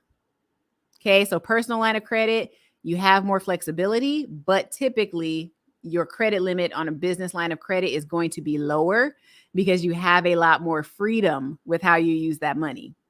Okay. The business loan is different because that's a set amount. It does not replenish as you pay it down. You're paying it off as you pay it. If I was listening to me, I'd be a little confused. I hope you guys understand, but those are two different types of business credits, okay? Business loans, all right? So keep that in mind. But this is when you get into more big dog territory, okay? This is like after you've already been established, you have your business builder loan, maybe some secured business credit cards. Another option, which is very easy, is to get the famous net 30. Net 30s are so easy to get, you guys. Now, I will tell you what I did to get a net 30. And I only have one because, like I said, as far as my supplies that I need for this business, I don't need that many supplies, y'all. I need paper, pens, pencils, calculators, a computer, screens, printer, basic office stuff, right? So again, I don't need a Home Depot net 30. So the company that I decided to go with is a tier 1 company. So tier 1 is basically for business credit beginners. Okay. I'm not breaking down all the tiers tonight because, like I said, this is beginner stuff, but tier 1 is beginner. Okay. So a net 30. So let's go ahead and look at some examples of what a net 30 would actually be. And then I'll tell you which one I have. Okay. Let's looky. So in a net 30, just so y'all know, it's just, it's a timed trade line. So if I purchase something, the vendor or the company gives me 30 days to pay it back. So it's almost like it's kind of like layaway, but not really. You know what I mean? It's just you buy it, then you pay later. Right? Like back in the day where they used to do cash on delivery, it's kind of like that. So let's see. Oh, and I did pull up Credit Strong. I should have showed y'all. Where is it? It's on one of my little screens here. Give me 1 second, guys. I'm looking for the little list of net 30s so you guys could take a look just to get an idea. Okay. Go ahead and share. Y'all, I'm making very good time tonight. I am almost through my outline and it's only been an hour and almost an hour and a half. So I'm about to get out of here pretty soon. All right, let's see. Uh-oh. Wait, is that the right thing? I thought I was about to show you my outline. Okay, so these are 22 net 30 accounts for new businesses. We are not going through all 22, okay? I'm just going to give you a quick rundown of some of them. Office Garner, I've honestly never heard of that one, but this is one that you could possibly try. It says for the eligibility, new and established businesses, US-based businesses, which must be at least 30 days old and have a clean, non-derogatory business credit history. And there's a $69 administration fee. I automatically do not recommend it just because you have to pay to actually get it. But it does say that it reports to Equifax, Credit Safe, and SBFE. Okay, so you see there's like a combination there, but Experian is technically not in there, but because the SBFE is affiliated, they may very well report it to Experian. So y'all, it gets a little complicated. All right, so Crown Office, that's another one that you can use. Okay, so you just go to the website, sign up, and see what you can do. So in order to get this one, you have to be a new or established business, and you need to spend at least $30 on your order for them to report your payment. So don't think you're going to go to Crown and order a $5 pack of pencil erasers. It's not going to work. Okay. You got to spend at least $30. Now they report to Dun & Bradstreet, Equifax, Credit Safe, SBFE, LexisNexis, and the NACM. NACM is actually pretty similar to SBFE. So CEO Creative, this website's kind of interesting. I looked at it. It's really, you can build websites and do all kinds of stuff on there and get credit for making payments to those accounts. Okay. Now I'm going to tell you the one that I have. You see Credit Strong is on here. All right. So these are the big dogs. These are the ones that everybody talks about. Uline and Quill. I have Quill. Okay. Because like I said, the only thing I need in my business is literally office supplies. That's it. Okay. Now Quill has everything that I need. Okay. Even when I used to print checks, as payment from my clients, you can get the envelopes, all kinds of stuff like that, cabinets, because in my business, I have to have fire rated cabinets. I can't have just regular old wood cabinets. No, I have to, if in case the place burns down, your files can't go with it. All right. So, but I use Quill. So this is your standard business supply website. So think Staples. You can get a Staples account too, but think Staples or Office Depot. Okay, that's what this is. Now, it tells you here, of course, they provide office supplies, basic stuff. They report to Dun & Bradstreet and Experian. All right. Now, my experience with Quill has been pretty positive. Okay, because what I do with Quill, they didn't mention it here, but I'm going to tell you what the stipulation with Quill is. You cannot just go into Quill and apply for a net 30. You actually have to make purchases with them before actually going for the bill me option. Okay, so you go onto their website, you order some stuff, and then you will have to pay for it. Okay, now what they will do is if you make purchases within the first 90 days, at that 90-day mark, the next order that you make, you request that they invoice you instead of paying, right? So once you do that, invoice me, it takes about 24 hours. And then, they'll just say, oh, we're reviewing your account. And then the next day you get an email that says, okay, we'll invoice you. And they send you the stuff. And then when you get your bill, pay it in 30 days. Okay. And every time you make those payments, of course, it gets reported to the credit bureau. So that's Dun & Bradstreet and Experian. Okay. So reporting to DMB is going to help your Paydex score. Reporting to Experian is going to help your Experian credit score. We talked about on the other live stream, Experian is expanding. Okay. While I don't agree with a lot of what they do, I do think it's okay and I encourage you to work with vendors that are going to report to Experian, because Experian is number one, to be honest, as far as credit reporting. So we got to live with it. Okay. Creative Analytics, I've honestly never heard of this company. Business T-shirt Club, never heard of it. Summa, I have. I actually got something in the mail from Summa the other day. But again, I already have my business office supply company, so I don't really have to work with them. Granger, a lot of people in the credit repair space and in the business credit space on YouTube will recommend Granger. Again, they don't have nothing I need. It's industrial. It says abrasives, light bulbs, lab supplies, office chairs. Okay, I can use an office chair, but I already have one. So things like that. Now, to work with these guys, new and established businesses. So since you're beginners, this is you're new. You must have been in business for at least 3 months. So you see what I'm saying? Some of these companies give you the opportunity to actually start generating income and then using that income to establish credit, because you're buying supplies and then, you're getting your net 30 accounts. Y'all, I ain't heard of half of this stuff. I'm gonna be real with you. Ohana Office Products, name me not. HD Supply, we all know that one. Now, HD Supply and Home Depot are two different ones. HD Supply is like just supplies. That's what it is. Like you order from a catalog and that's that. Okay. Now, I only don't recommend HD Supply. I know it's tier 1, but I don't recommend HD Supply unless you're seriously unless you're a painter or something like that. Okay. If you are a contractor, right? Based on whatever your state's requirements are. If you're a contractor, a carpenter, anybody that does anything construction wise, okay, go ahead. You can do the HD Supply. But the only thing about it that I'm not too keen on is that they only report to Dun & Bradstreet. Okay. So that might not help you that much in the long run, because you'll just have a Paydex score and that's it. Right. So I wouldn't necessarily go for this one. I would probably try to do Home Depot, to be honest. I would just go for it and do Home Depot instead of HD Supply. Okay. That's my honest recommendation. Now we have Staples, another one. Now I know, I don't know, but I believe they work with Synchrony. Okay. So even if they run it, it's probably going to be run through Synchrony. Okay. Or Synchrony. I don't even know how they say that, but Synchrony. And it's going to report to Dun & Bradstreet. Okay. So what I would say, steer away from the companies that are only going to report to one bureau. Okay.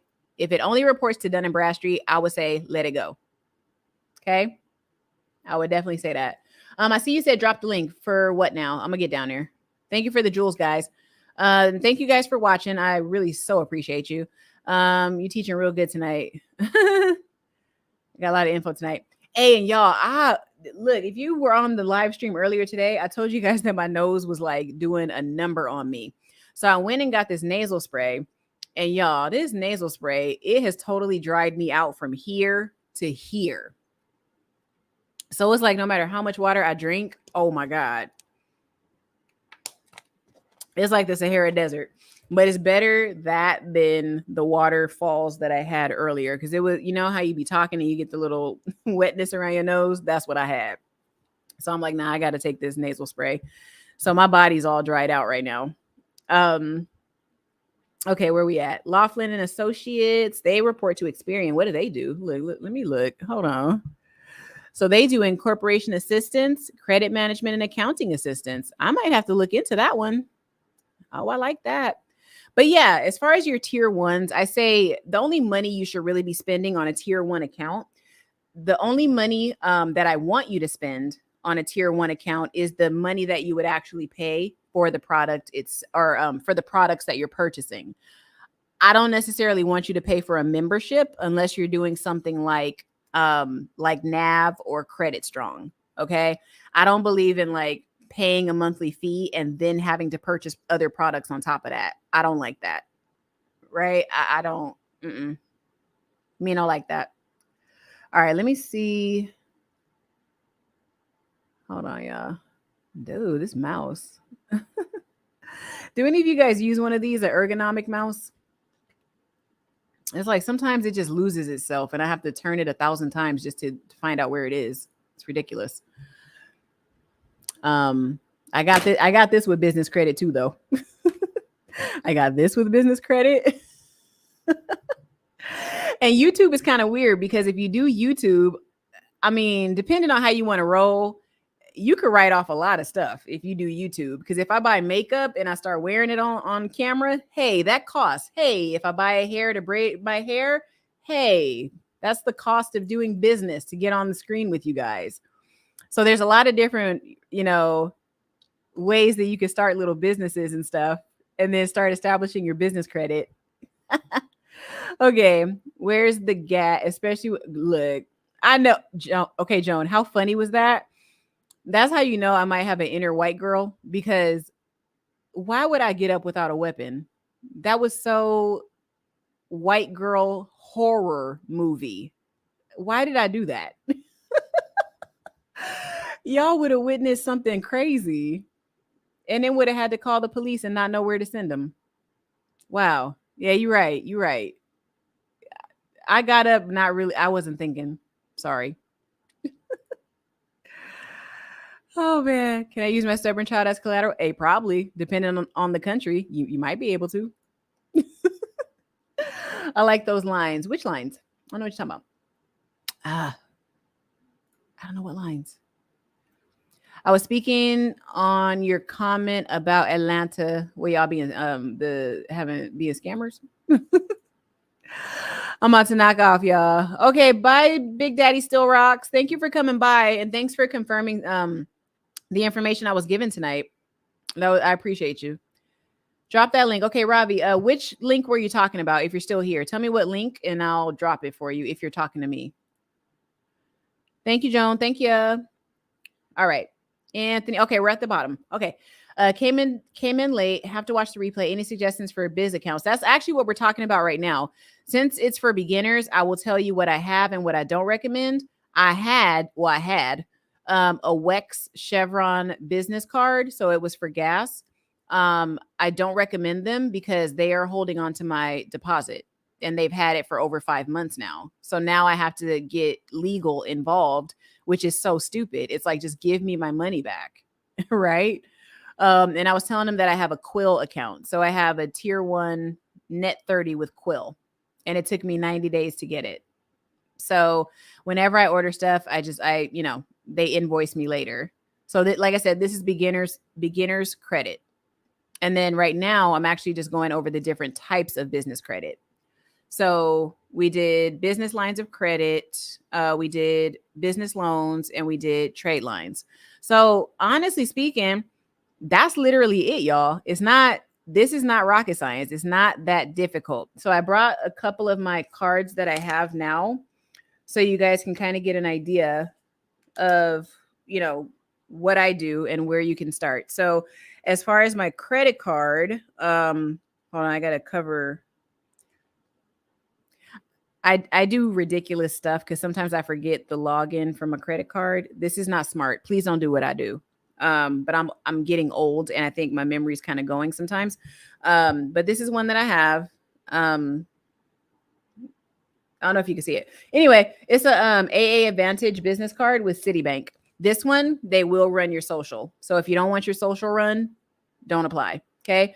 But this one, of course, you get points for travel, like airfare and stuff like that. So this one, I like it for that. The other one, I have I'm sure you guys know about this one. I have an Amex, a gold Amex. So that's my stunner. Whenever I need to impress people, I just pull this one out. That's the other thing. You can get a business charge card. They are going to run your personal credit here.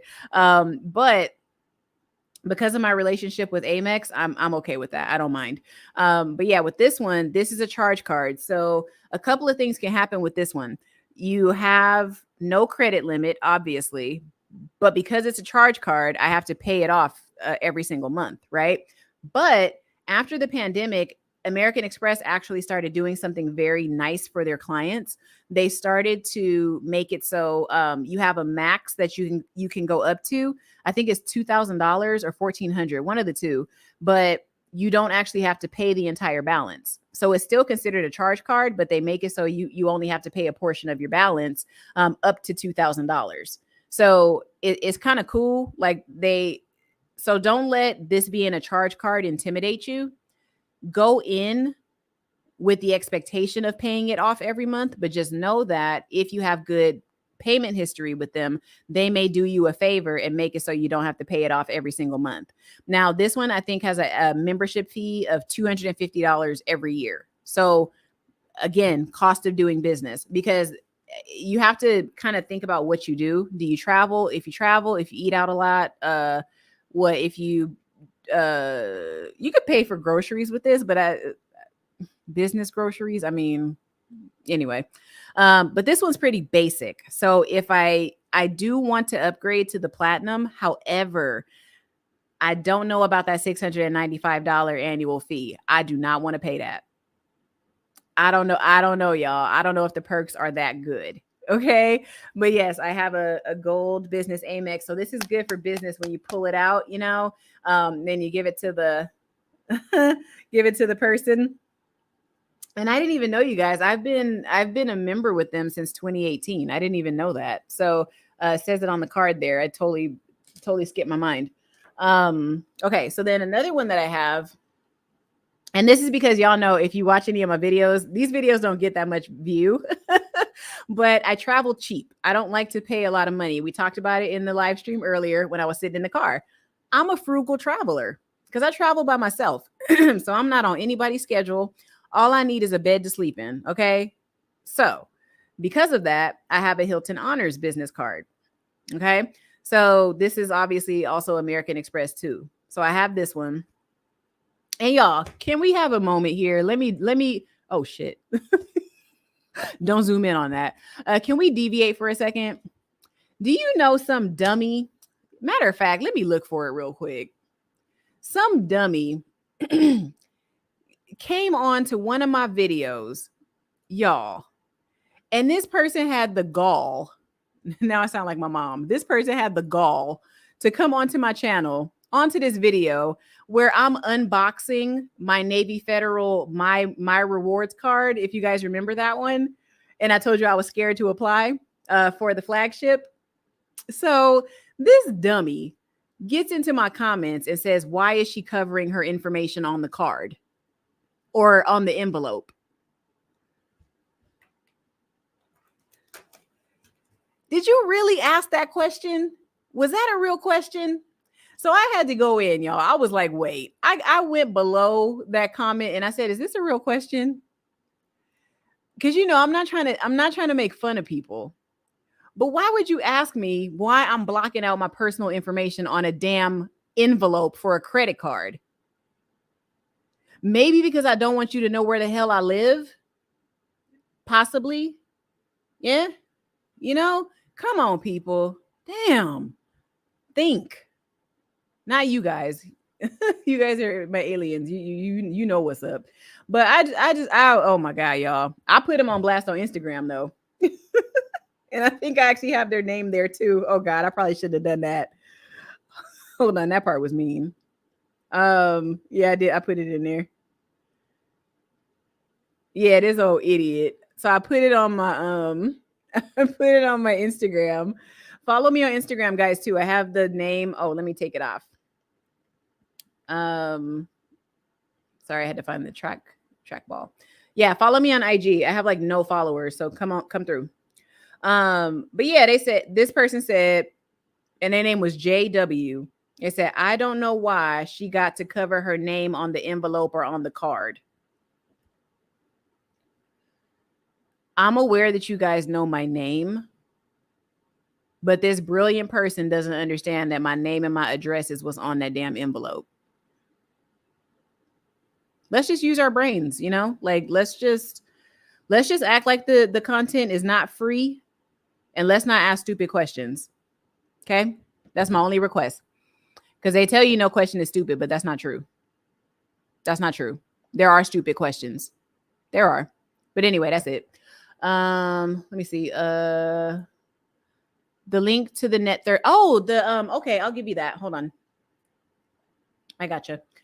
Where is it? Here we go. But yeah, read up on these and then obviously apply for them at your own risk, and you have to just assess what works for you. So I put it in there for you, Robbie. So you have to just assess what works for you. I'm more of a slow burn kind of person. If you guys can't tell, I'm not into just jumping into stuff. Like it's not necessary for me to have 1,001 business accounts. It's not conducive to the way that I do business. You know what I mean? Like now the only thing I'm about to be investing in as far as, what I need capital for is advertisement, because now I have to change how I advertise. My advertisement honestly is more grassroots. It's more word of mouth, for like 2 years, I had somebody that would allow me to promote on their show for free. And a very big chunk of my clientele came from that free advertisement. It worked out perfectly, but I don't have that relationship anymore. So it's like, oh shit, I actually really have to advertise like a real, like a real company now. Like, oh my God, wait a minute, and I've done some radio stuff and what else? I haven't done anything in paper yet. Like I haven't, because do people still advertise in the newspaper? I don't think they do.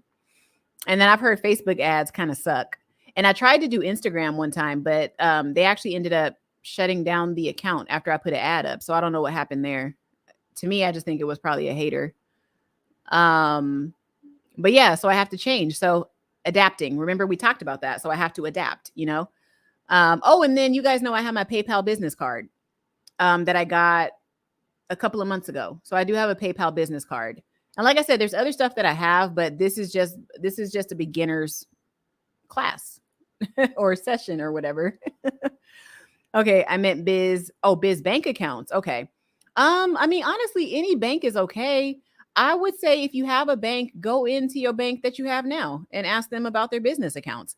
But I recommend going smaller. I would go with a small credit union that's local, or I would go with a small bank. They say this is the standard. A bank where you can walk in and actually touch the person that runs the place. Because the one checking account that I just got, I talked to you guys about it a while ago. It's from Beacon Credit Union. That bank also has business bank accounts. So I was talking to him the other day about what I need to bring in. Super easy. Just bring in your articles of organization and your EIN and obviously your ID. But it's super easy. But yeah, go with the local bank. Try that first and read up on them. Reviews matter. Look at the reviews. Check that stuff out. That stuff's important. Okay, you're back. Welcome back. Some people, yes, they are. It's like, I don't want to call people dumb because I ask goofy questions sometimes too. I do. I don't want somebody to call me stupid to my face, but it's okay to think it. Just don't say it to me, But I'm like, damn. But that's what happens when you have a free information on a free platform. That's what happens. My God. Some people, you're right. So that was the link to the page that has all the net 30 accounts on it. And I encourage you, look at other videos. Like after this video ends, look at other videos because there's so many people that go so in depth, right? Now, I'm not all about sending traffic off of my channels to somebody else, but there is a girl and I think she is fantastic. Let me see if I can find it. I'm sure you guys have seen her. God, what is her name? Oh my Lord. You would think I should know her name because I would love to collaborate with her. Square Biz. That's her name. Square Biz. I know you guys have seen this chick before. Hold on, let me show you. But you want to get some business credit information. This girl right here is the truth. Okay. Go on ahead and go on to Square Biz. Now, when you go to Square Biz, though, you better tell her the credit Solutionist sent you. We trying to expand, okay? But you can see her entire platform is business credit, okay? So these are the kind of people that you want to talk to. You know what I mean? You want to follow. You want to check out. because we're not about shortcuts. Okay. Now she does have some videos on here that help you get, products quicker. However, she's not about being sensational. So check her out. Her name is Square Biz. Okay. I don't know her real name, but the sister is brilliant. Okay. So that's a great one to check out. Okay. Hey, Cortez. Did I? Oh no, I didn't email you because I don't think you emailed me yet. But I told you where my website was, but I think you said you wanted to. I don't think I could send you a message. No, I can't send you a message on here. Shoot. Because I wanted to. Well, how about this? Just because you had a question about service. And I was going to send you a link for a consultation, but I'd rather that you email me first. So if you can, and if anybody's interested in shooting me an email, if you have a general question that you don't want to ask in the chat, because like I said, there's some people in here that are in the chat, but they're not, or in the video, but they're not talking in the chat. And like the video, guys. Don't forget to like the video before you leave if you're going to log off. If you have questions, you can hit me up here. Oh, shoot. Hold on. Yeah. Oh, my Lord.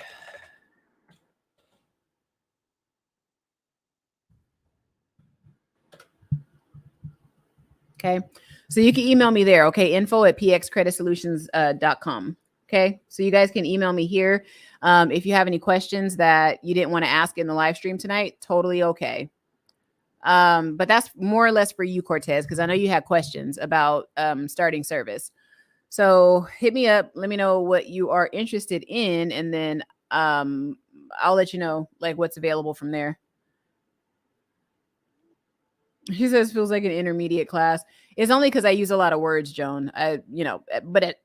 We're going live more often, so I don't use so many words. Mm-hmm.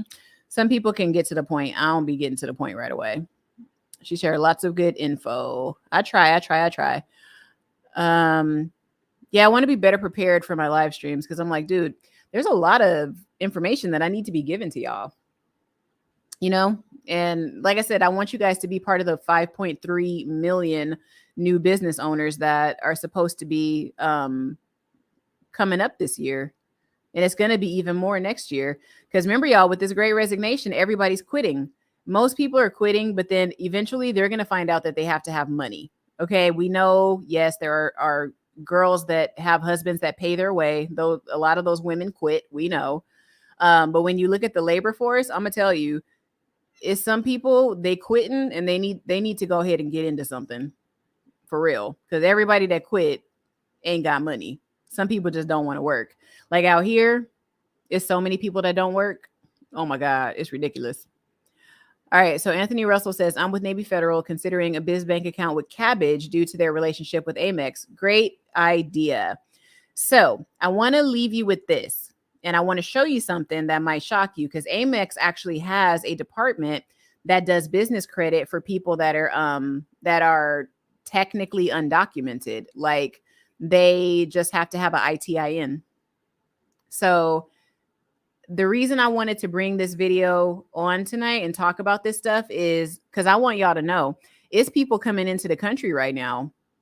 Don't worry, I'm not going to be talking MAGA or nothing crazy, but there's people that are capitalizing off of opportunities that we have already at our disposal, right? I want to show you, if I have it pulled up, I want to show you some information I came across very recently that shocked the hell out of me. So there's all these companies that are offering credit products like business credit, revolving credit cards to undocumented people. It literally says it on the website, undocumented people, right? So this means they coming over here with nothing and they're able to establish and build credit, right? So they coming in already knowing the game because they don't have access to credit wherever they come from, right? So if these people are using it to their advantage, it starts to kind of make sense to you about why you see all of these, people from different countries that are able to start businesses and get business loans. It's because they have just as much access to the funds as we do. So when you see it, it's like, don't be bummed out. Just know that whatever they have access to, you do too. Okay, it's the same.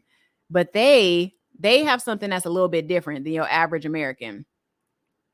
They have the guts to go ahead and do it. They have guts. So I give them that. Let me show you guys this one company. I was like, what? Or like the ghetto girl say, what? I was like, what? Okay, hold on. Oh, I had Brex and all that up here. I'm going to close out some of this.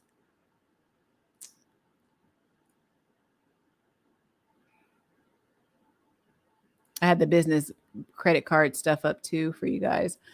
But I'll dig into this another time and we'll probably talk about some more stuff. Let me see. Did I close it? Oh, here we go. Ooh, y'all. I was like, what? These people, they be hooking these immigrants up, boy. And when I say immigrants, don't be like those other people and think I'm talking about one group of people. It ain't that kind of party. If you are from another country and you come over here, you an immigrant. I don't care where you're from. You from Jamaica, you an immigrant. Right? It was like, you from Poland, you an immigrant. All right. I'm just saying it just in case somebody's in their feelings when I say immigrant. I mean anybody not from America originally. All right. Meaning in their lifetime. No slave jokes, okay? All right. But yeah, do cabbage. Cabbage is cool. So Camino Financial. So they're talking about business loans and how to apply for a loan as a non-US citizen. So this is loans to apply for steps to follow to apply for business loans for immigrants, how to fill out the application. They literally tell them everything. So they say types of business loans for immigrants in the USA. So they have business term loans, equipment loans, hello, landscaping, anybody, this is how they're able to do this stuff, you guys. Everybody assumes that they're here and they're getting paid under the table. It's not so. A lot of times they're able to get like funding and financing. So this is what I wanted you to see. Personal loans for undocumented immigrants for business purposes. Seriously? So somebody could literally come over here undocumented, which means they are here illegally. They could come over here illegally and get credit for their business. So why haven't you done it yet? That's the point I'm trying to make. I'm not trying to be sensational or anything. I'm just making the point. It's not that difficult for you to get started yourself. So it says undocumented individuals may also be able to access a personal loan to finance their business. So if you don't qualify for the business loan, Camino Financial says you can go ahead and apply for a personal loan instead and use those funds. Now, I don't know why they're saying that, because you really can't be commingling personal and business income or business loans and stuff like that. So that's not the best idea. But as we look, we can tell who this is geared towards. So this is why certain groups of people are able to come over here and get things that you don't think you have access to. I just want to make it clear to y'all, you have access. Okay? Because if Camino's giving it to them, well, damn it, you deserve it because you were born here. You already here. So go ahead and get yours. You better get yours. Okay? That's the point I'm making right now. Okay, so it says you should consider the amount, blah, blah, blah. Okay. Dan, they even give them startup loans. Wow. Y'all, this ain't no joke right here. So business credit cards, there are some credit cards you can get with no SSN. So they report here, Capital One, Discover It, US Bank, and Open Sky. Now these, I believe you do at least have to have the ITIN. What are the best lenders for immigrants? So they're even telling them where to go. So they have resources. Isn't this interesting? So all of this is at their fingertips. They're giving them loan information where an ITIN is enough. Right? So you guys take advantage. Okay? Log on to one of these sites. Matter of fact, I'll give you the information. Because what I want you to do, go to the website, check it out, follow the steps that they're saying. You guys have social security numbers. So just replace ITIN with social security number.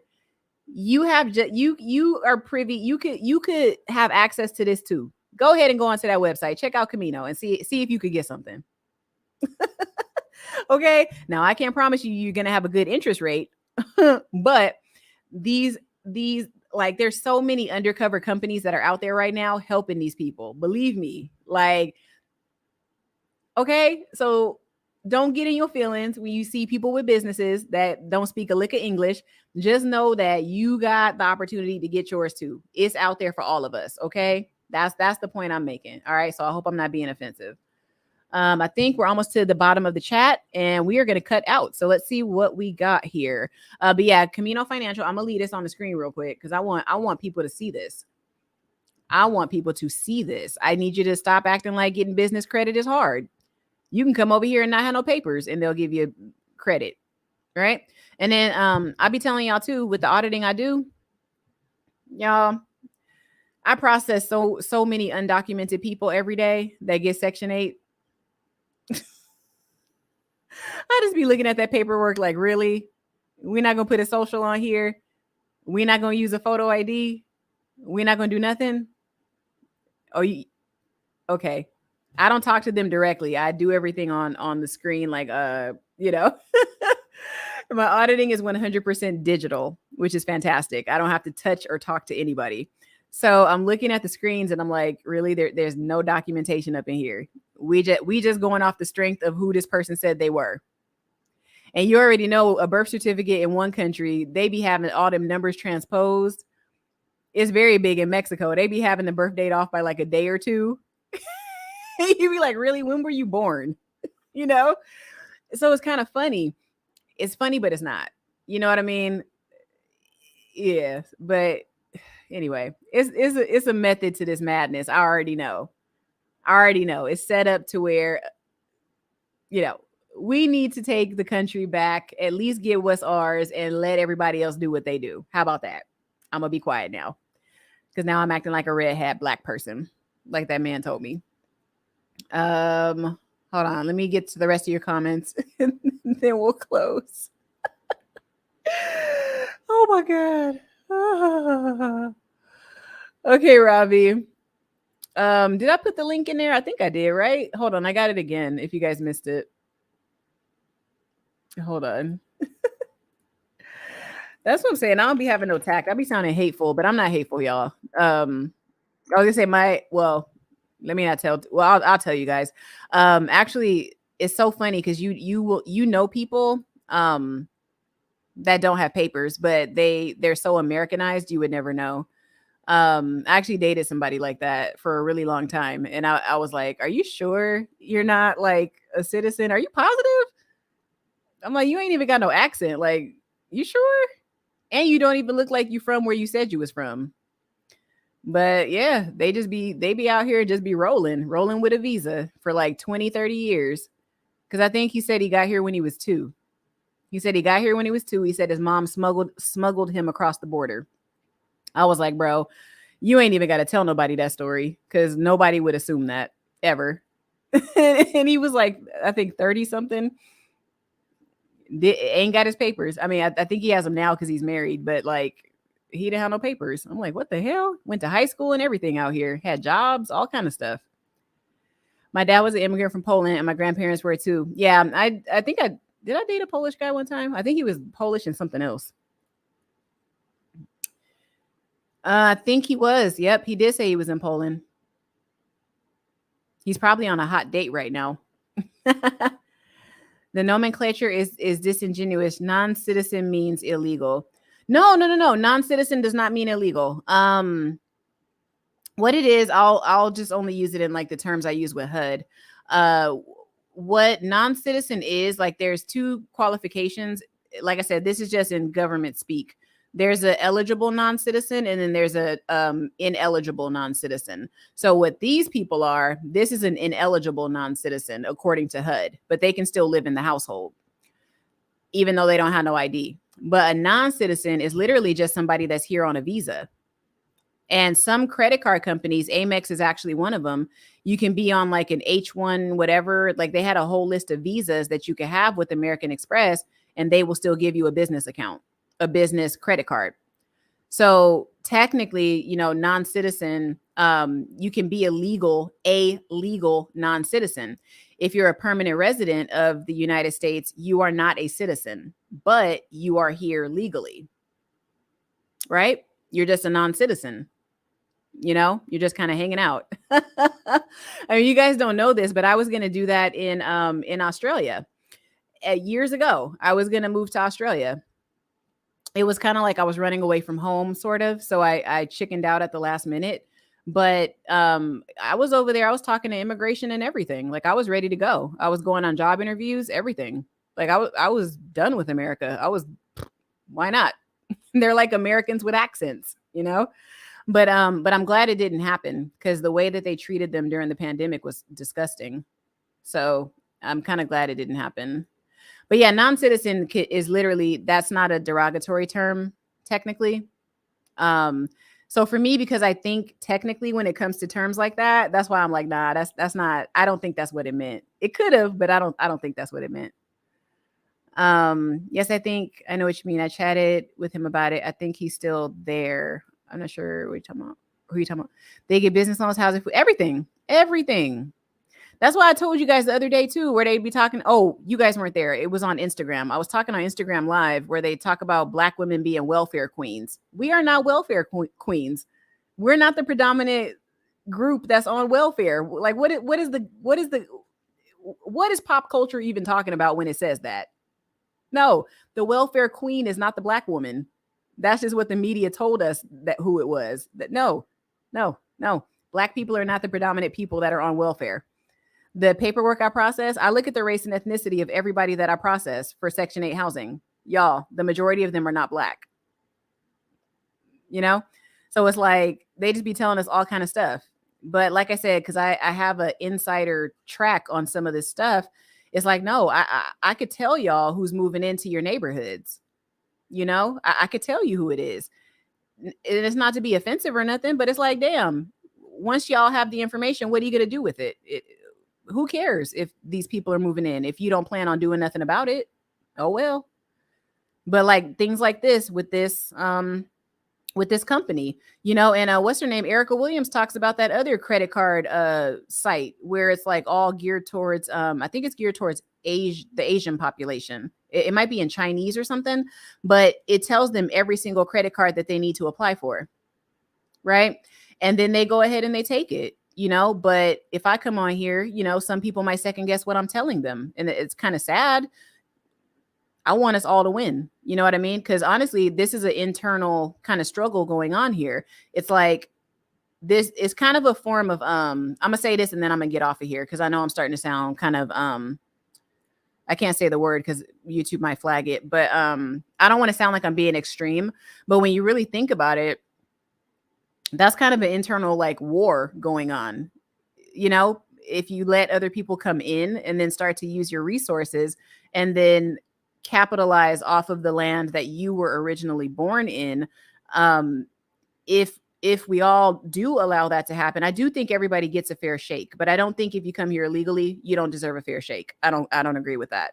But if you're here legally, you get your paperwork, you get your visa, you have just as much like right to live your life and do what you want to do as everybody else. But I'm just saying that us people that were born here, because I told you I don't associate with Africa. I don't care what nobody say. I don't, because Africans would throw rocks at me if I went over there. They don't like us. Okay. They don't like American Black people. Anyway, sorry. But it's like, if you see other people coming over and capitalizing, don't be mad about that. Just look at what they're doing and try to mirror it, right? Like that's all it is. That's all it is. So we could win. We could get stuff. We can have assets. We could do it. You know what I mean? But it's like just to hand it away to everybody else. It's like, what the hell are we doing? That's stupid. That's stupid, y'all. So that's why I do videos like this. I do want us to win. And I'm sure somebody in the chat is not from America. I love you also. Okay. Y'all get what I'm saying. All right. I haven't done it, but I can get a Polish passport if I want. And that would have been so cool. Like when I think about the Australia thing. Honestly, I didn't even have to get a job. I could have just went to school. But as you guys know, college is not my gig. So I was like, I'm not going to school. I am not going to Australia just to go to school. I'm not doing that. Because then I still had to get a job anyway. So I'm like, I might as well just give me a job out here, do what I do. And they also had a lot of people paying under the table for visas. So listen to me talking about illegals, and I was about to be one. But those kids over there, they do it there, and people do it here too. But like, all you got to do for the most part, go to what most people do. They go to whatever country, they get a tourist visa, and once it expires, they leave the country for a day, and then they come back and get another one. That's all they do, and there's like this group of people, they do it all over there, I guess, in Bali and Thailand, all the places that everybody travels to. Most people go over there and they just do like fruit picking. They work under the table for cash. So it's so funny when you go to different countries, there's a different stigma with every single group. Like here, like if I say immigrant, you think of one particular person, one particular group of people that does farm work, right? But like I said, if you go over to New Zealand or you go over to Australia, farm hands are white people. They're white young kids that are on their gap year, and they're typically from the UK, right? But they're doing exactly the same thing that we judge people that do it out here. It's so funny. It's so funny. But it's like, if you go somewhere else, you see like, damn, this dynamic is everywhere. It's just the people look different. So yeah, it's like, it's so funny. And I thought to myself, I was like, do I want to go over there and pick fruit just so I could survive over there? Because you basically trade. It kind of is like slavery, I guess. Because like what they would do, you could get paid, but you could also, trade work for room and board. So you pick fruit for a few hours a day, and then you get to chill on the beach for the rest of the day, right? Y'all, my life was weird a few years ago. It was very weird. And I just decided, I think I'm going to be normal. I think I'll stay in the US, and I think I'll just be a normal person. That's what I'm going to do. Oh man. Okay. Haven't done, but oh yeah. Okay. So, but I was saying that thing about that, cause I was thinking about like, oh man, if I was over there, I would have definitely tried to get dual citizenship. 100%. But I wanted to stay in Sydney, and Sydney is so expensive. Oh my God. It's like double the price of LA. You think San Francisco's bad? That's what Sydney, Australia is just like. It's just like that. Everything over there is a gazillion dollars. Like a case of a 6-pack of beer. And this is years ago. A 6-pack of beer, I remember, was 36. It was $36 or $46. And this is like back 2014. This is years ago. That was 8 years ago. And then cigarettes, if you were a smoker, smoking is very expensive out there. It was $25 a pack for a regular pack of cigarettes. Everything, it was just, oh God, it was crazy inflated. And of course, the exchange rate's a little bit lower. So, the Australian dollar, my dollar goes further in Australia, but not so much that it really matters. It was like 70 cents to the dollar or something. So yeah, if I honestly speaking, I mean, y'all look into stuff. There's a company, I forget what it's called, but if you want to move abroad and you want to work remote, it's called Remote Year. Look that up. I think they still do business. Has anybody heard of Remote Year? Obviously, we deviating because y'all, my outline is done. So Remote Year. This was something like years ago I would have never thought was even possible. But given the work that I do now, hell, this is easy. So you could check with your company. So what this company does, if you're thinking about wanting to work abroad but keep your same job, they if you can hook up some kind of agreement with your job's HR department, and if you can work remote, there's no reason that you cannot qualify for this program. Right? So if you want to move to some other country for a year and still do your job remote, you could do it. So go to a website like this. Shoot. Sorry. Anyway, that was a little bit about my life. I just felt like sharing that with you guys. I'm relatively boring compared to how I used to be.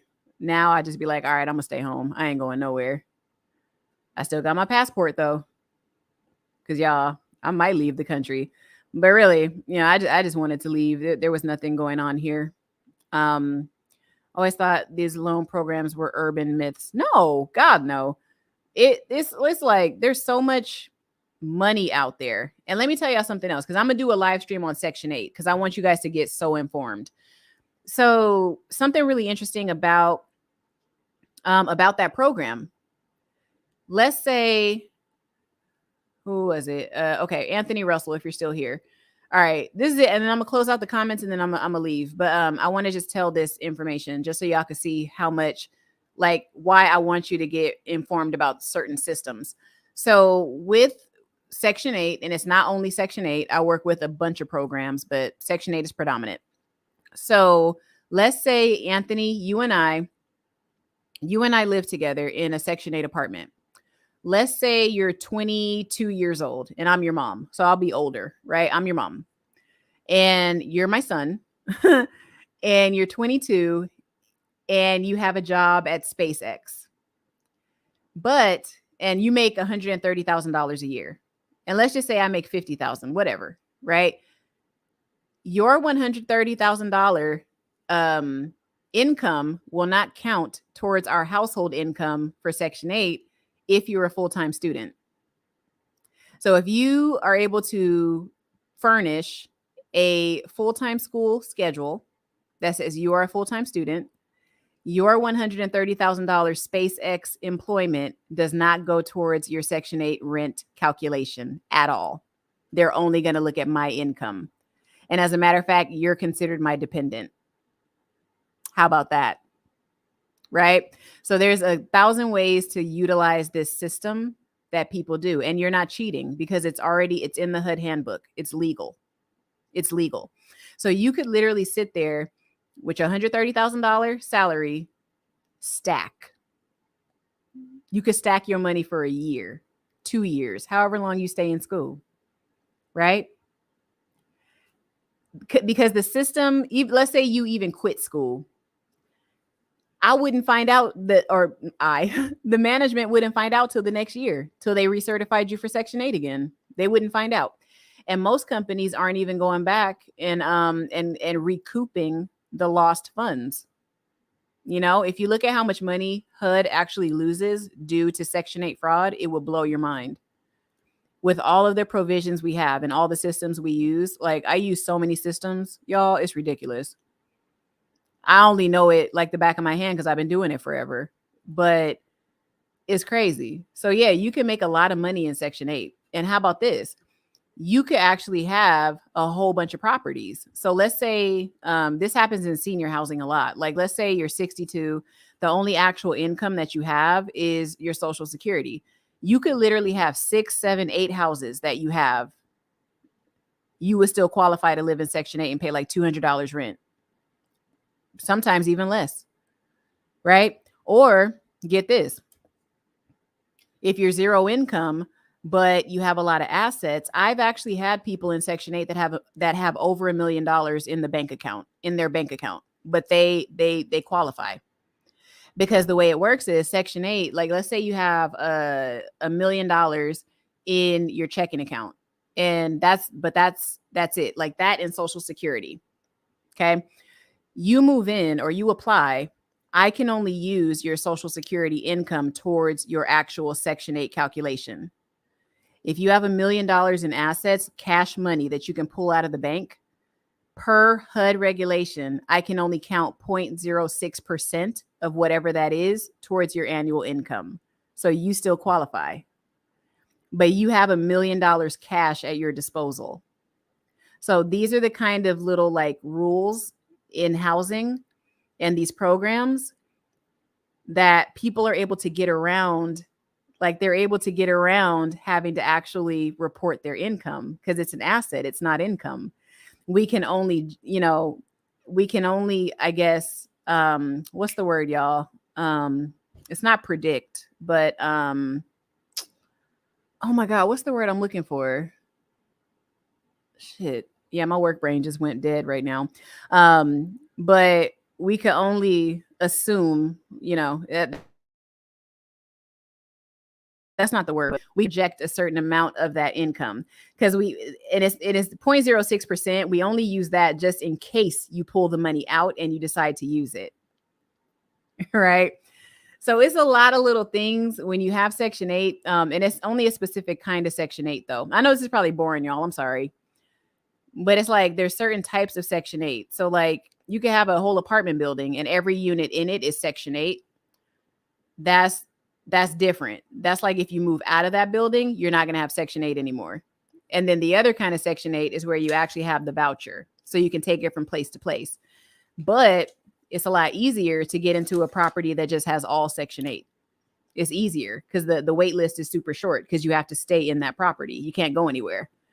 But anyway, I don't know. It fascinates me. That's what I was thinking of doing if I had moved overseas.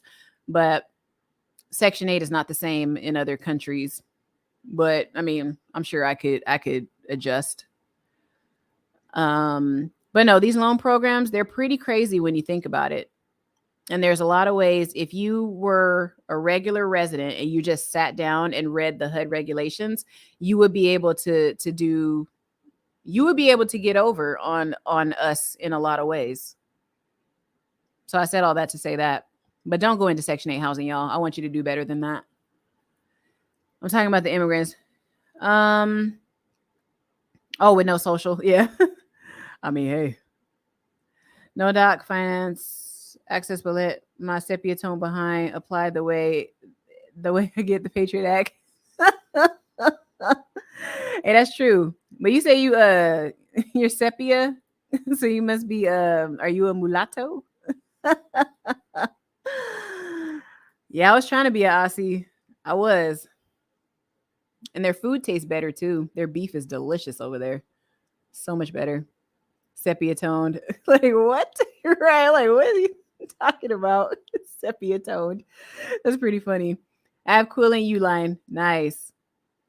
I got a Uline book in the mail. Once you get on the radar, they want to send you stuff every few months. I'm like, I'm not signing up with y'all. I'm good. Can I ask if you think what? Oh, sorry.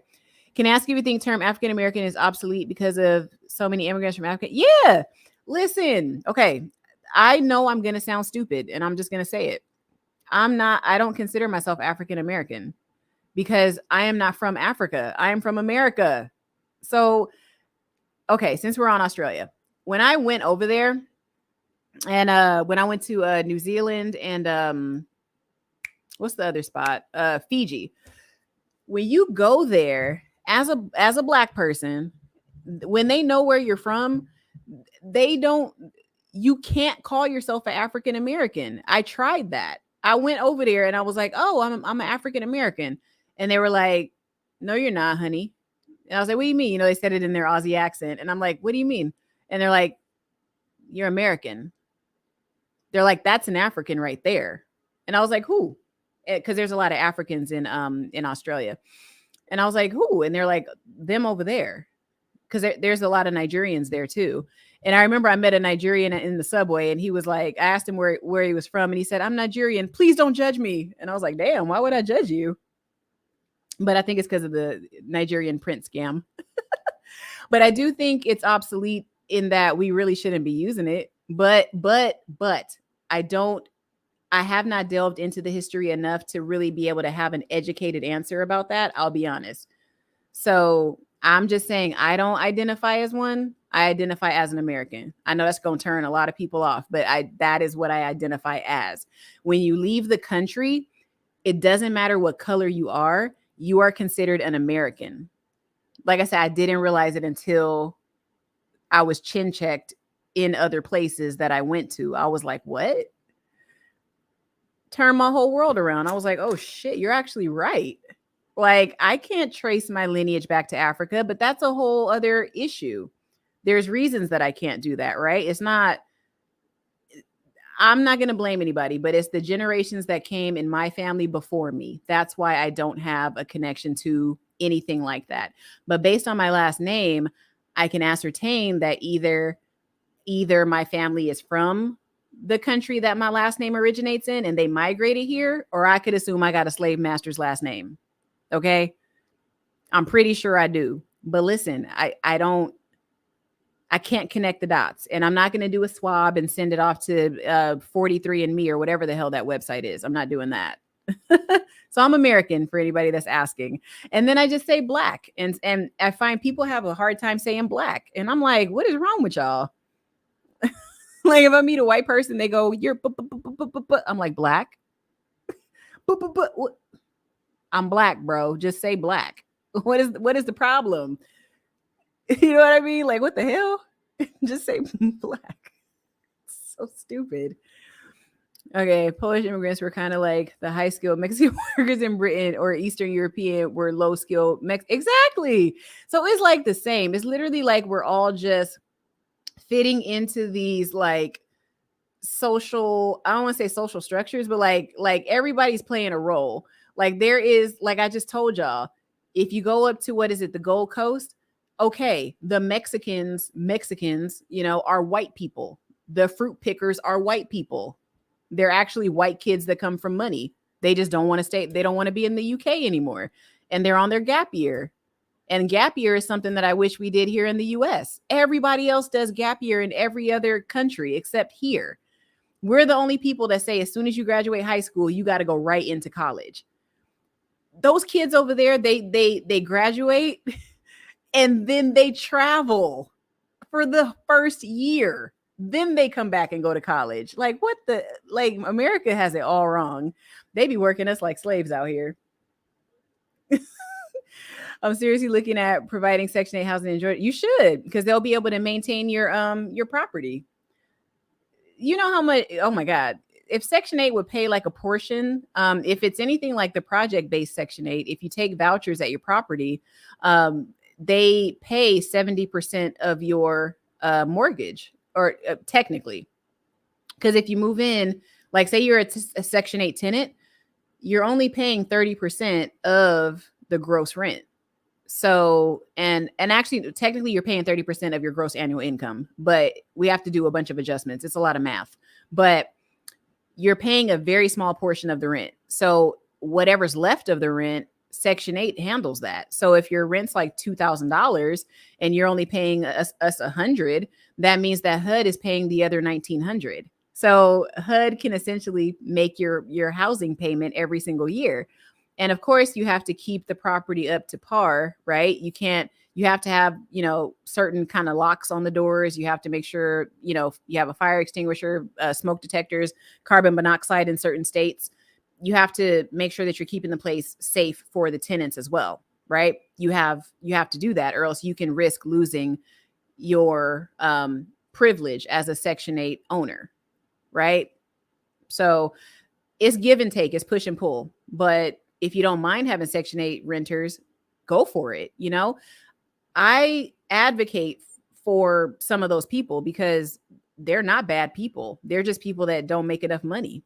That's it. They're very nice people. Some of them keep those places so clean and pristine.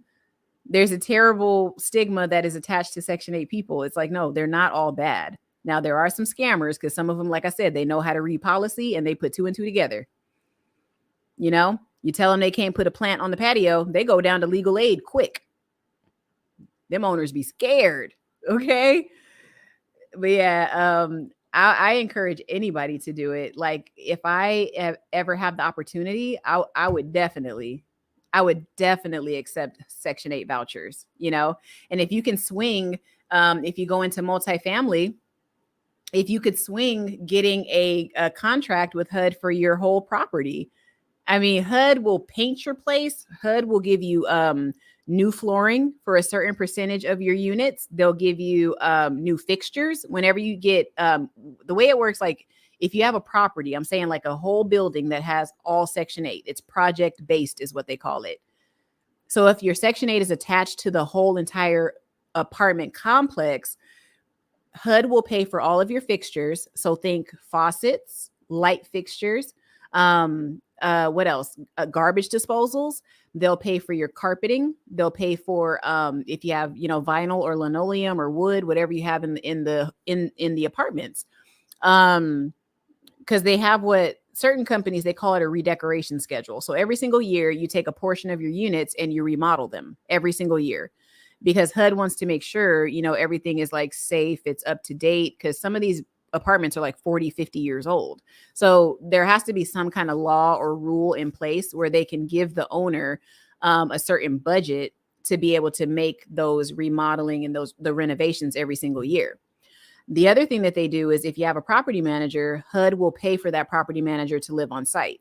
I know that because that's how I got into housing. I was an apartment manager at 2 Section 8 properties that I lived on site. And I was talking about them yesterday, I think. Was it yesterday? Anyway, I don't know if you guys heard. I don't know if it was here on Instagram, but I managed a property that was 99% Russian. And then I managed a property that was 100% Korean. So I've lived amongst these people, and I was living rent free and still got a salary. So it didn't have to pay utilities, HUD took care of me. I wasn't on Section 8. I was an employee, but the way it was structured, that's how I was paid. And then, but the Russian property was interesting because they were Russian seniors. And this is like way back in the day. This is like 2008. But yeah, I was talking about it on Instagram. So it was a senior property. So it's 62 and older, and it's in LA. It was near Venice Beach. Okay. Now Venice Beach is kind of nasty now, but the area itself is prime real estate. It's prime. So think about that. A big Section 8 property that's like a mile away from the beach. And the company I work for also had one in Santa Monica right on the beach. Section 8, 100% Section 8. You would never know it, right? You would never know. But the Russian people, anyway, they were kids. They were like, I call them World War II kids. I'm sure there's some kind of proper term for them, but they were kids that actually were like, I guess, products of like the Holocaust. Like a lot of them had the tattoos on their arms. And, that was pretty interesting to sit with those people. And I'm like, I don't know, I was like 22, 23. And I'm just looking like, oh my God, these are the kids that I read about in school. Like, oh my God, please tell me about your life, And one of the residents actually wrote he wrote like a biography, but he wrote it all in Russian, but he gave me a copy. So I still have that. Like they were pretty cool people. Like they, very, very, very cool population. The Koreans, they were interesting. I had some guy that was like some kind of fighter pilot in some war. I forget, but I found that the foreign people were a lot nicer, and they were a lot more appreciative of what they had, very kind people, that was a very, that was a fun time. Like that was a really fun time actually. And that was the first time I moved out, like where I was really living by myself. And it was fun. It was really fun. It was like living with a whole bunch of grandmas. Right. And, for the Korean property, because I didn't live at the one with the Russians. I was just the office manager. But for the Korean one, I was actually the property manager. So I had an apartment on the first floor, like all by myself. It was just me. Like, oh God, y'all, I love that place. And yeah, it was just fun. But I did manage a property after that. This is when I decided, fuck this, I ain't doing this no more. I went to an American property. For those of you Army people, I was in Oceanside. And, Camp Pendleton is right over there. So in military towns already, there's already like this air and attitude about people, whatever. But the American people were the worst. They were the worst people to manage. I hated that place. Oh my God. They were so rude. And one of them called me, she called me a Nazi. I was like, you old goat. I ain't no damn Nazi. I just need you to follow this damn lease, okay? Because they was in there wilding. Them old people are crazy.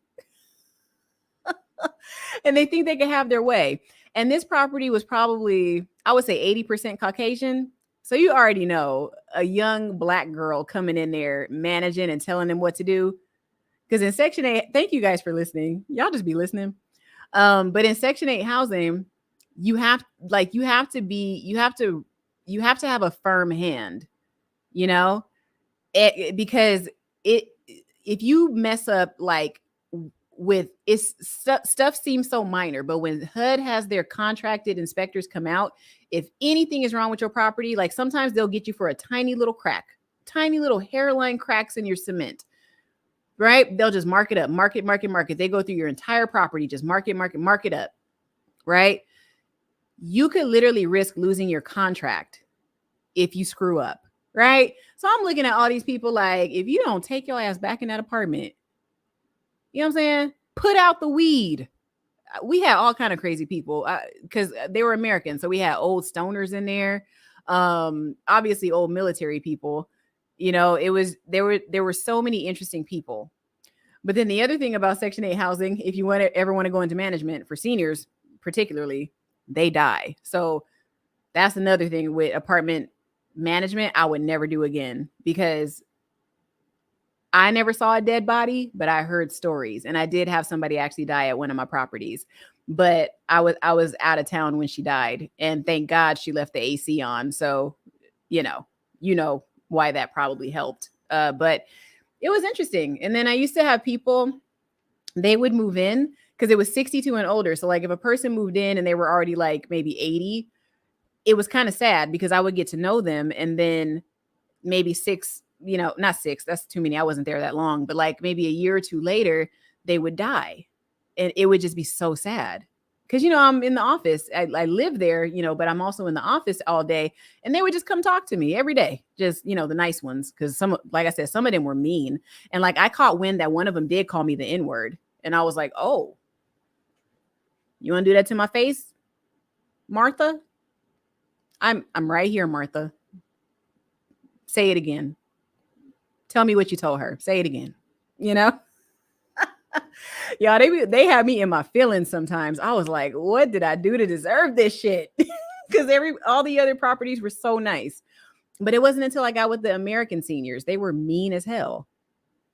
But then none of their kids ever came to see them. And now I know why. Because those people were sour, man. They were vicious. But but like I don't know. Like I said, I'm thankful for everything though. But yeah, do the Section 8. See how I be going off, y'all? Can I qualify for Section 8 as a 100? Hell yes, you can. It depends on your income. I put my email in there, so if you want to email me, let me know, and I can let you know if there's a program for you. What state did you say you're in again, John? Because really, just go ahead and Google Section 8 for your state, because I'm pretty sure you qualify.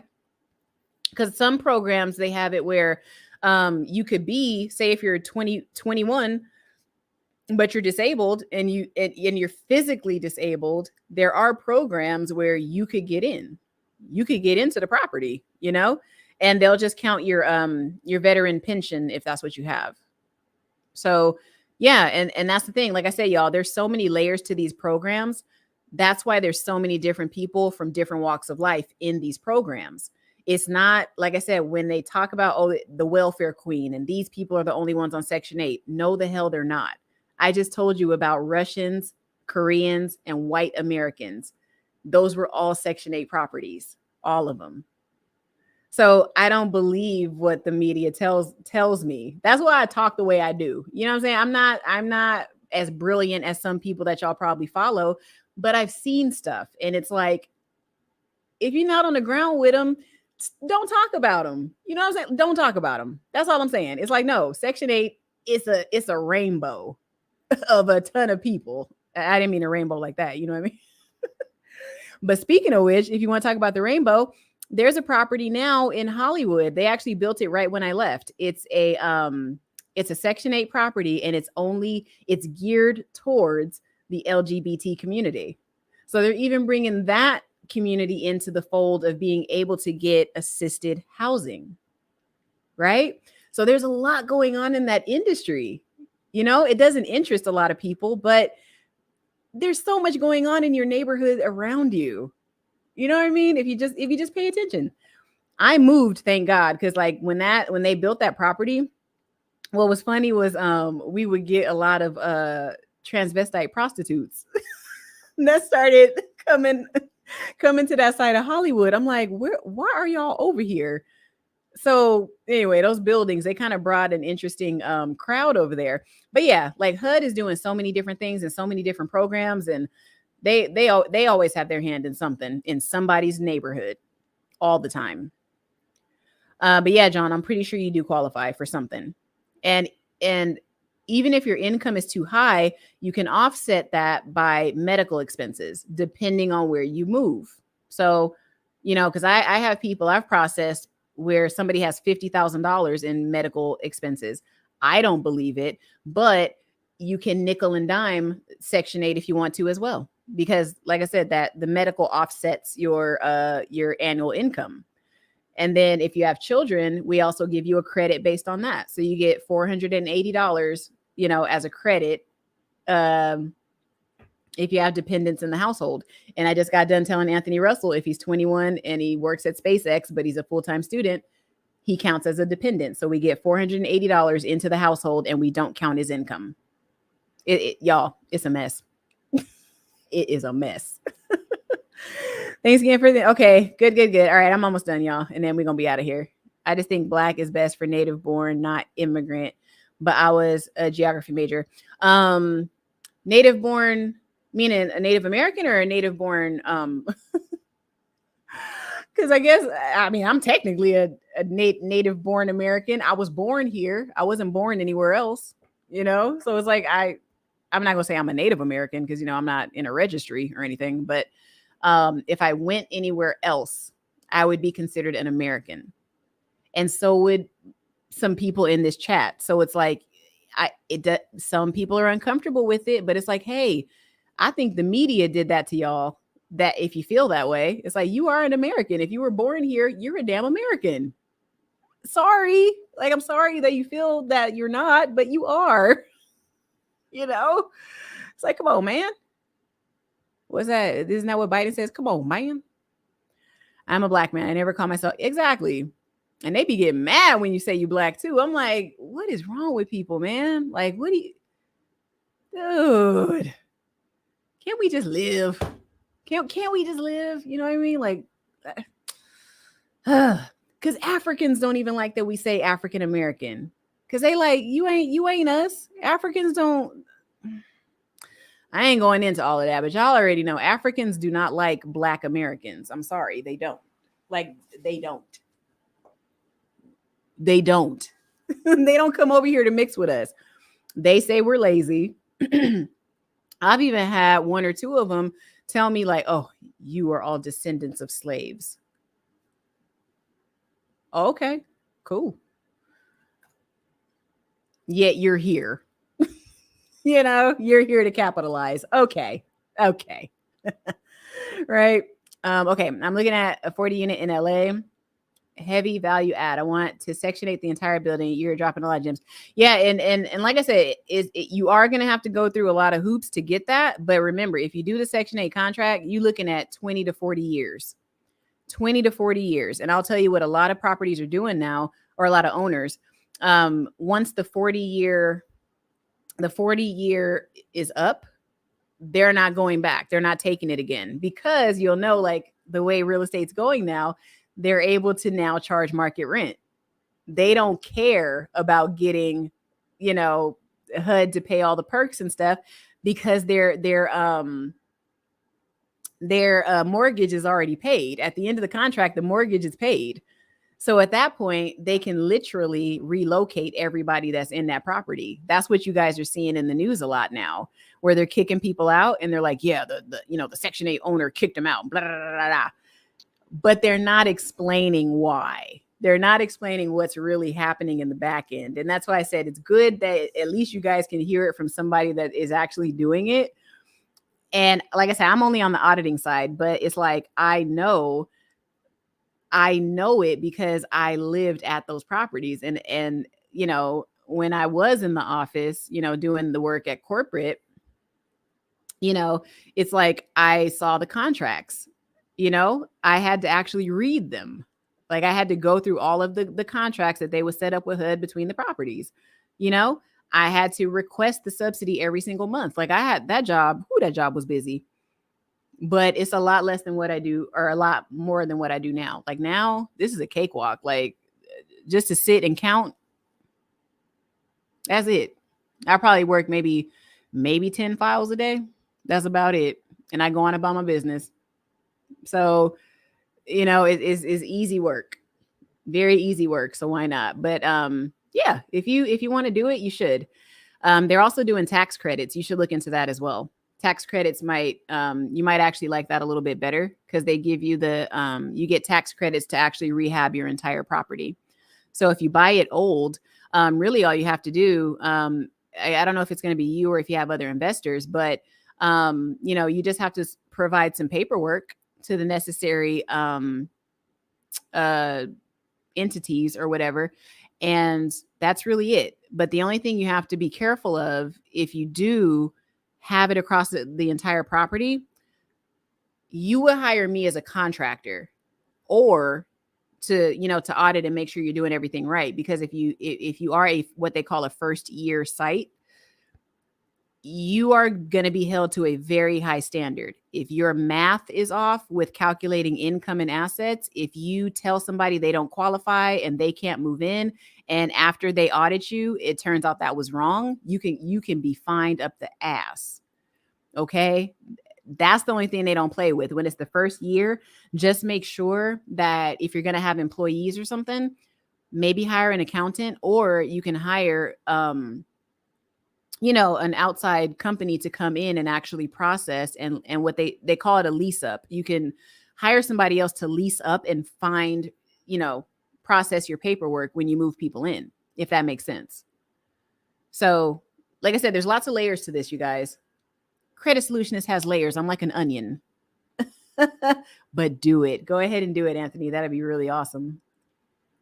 For sure. There's a lot of money to be made, so I hope you make it. Oh, yeah. See, I didn't know Polak was a bad word.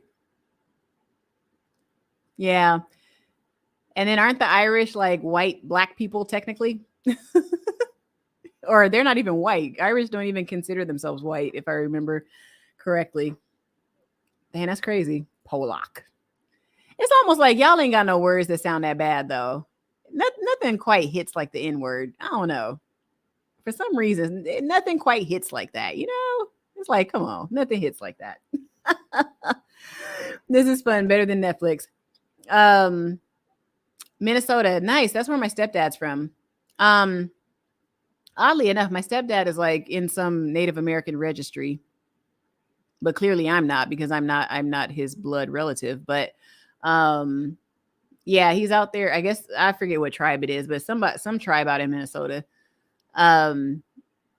His family is a part of. But yeah, that's where my stepdad's from. So he really didn't experience a whole lot of anything crazy. He's older, so you would think he would have experienced like segregation and stuff, but he didn't. He said in Minnesota, it just wasn't like that.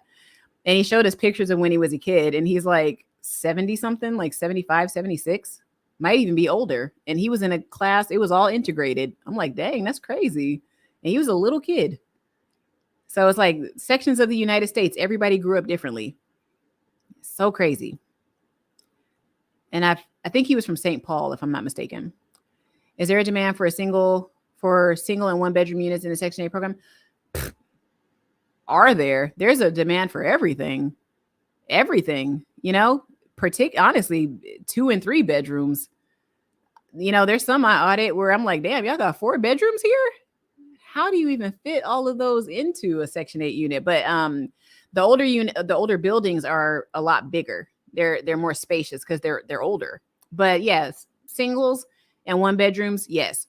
If you're lucky enough to get new construction, then those units are honestly going to be a lot smaller anyway. So hopefully they'll be easier to maintain, but I think they're going to be very cheaply made. So I don't know, but Anthony, look into the different programs that you might be eligible to apply for. And see what works. Cause I think some programs are going to be more convenient than others.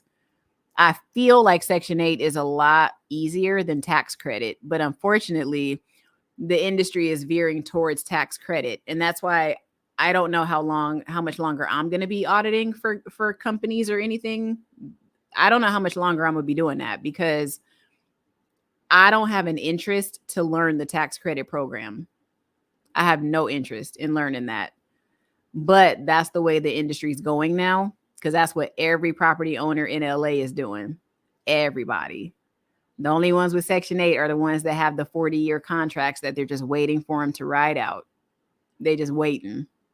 So, but anyway, the point is there's a lot of money to be made. A lot of money to be made, and I hope you get it. I mean, a descendant of slaves would be a black. See now, John, when you say a black, that sounds when you put a in front of it, then it sounds derogatory. Now, if you say a black person, it sounds a little softer. A descendant of a slave would be a black. I don't even know why I read it like that, but that's how it looks. But if you said person, it wouldn't even come out that rough. Aren't words funny? Oh my gosh, that is so hilarious. And trust me, as white folk hate when you use the N-word casually. We spent our lives making sure not to even think. But look, John, you let other people tell it. They think y'all be sitting around the table using that word all the time. I have to tell people, and that's why black people get mad at me, because I will look them square in their face. White people don't think about us. I'm like, white people do not think about black people at all. At all. They're, for the most part, I'm like, the ones that you see that even think about it, they doing too much.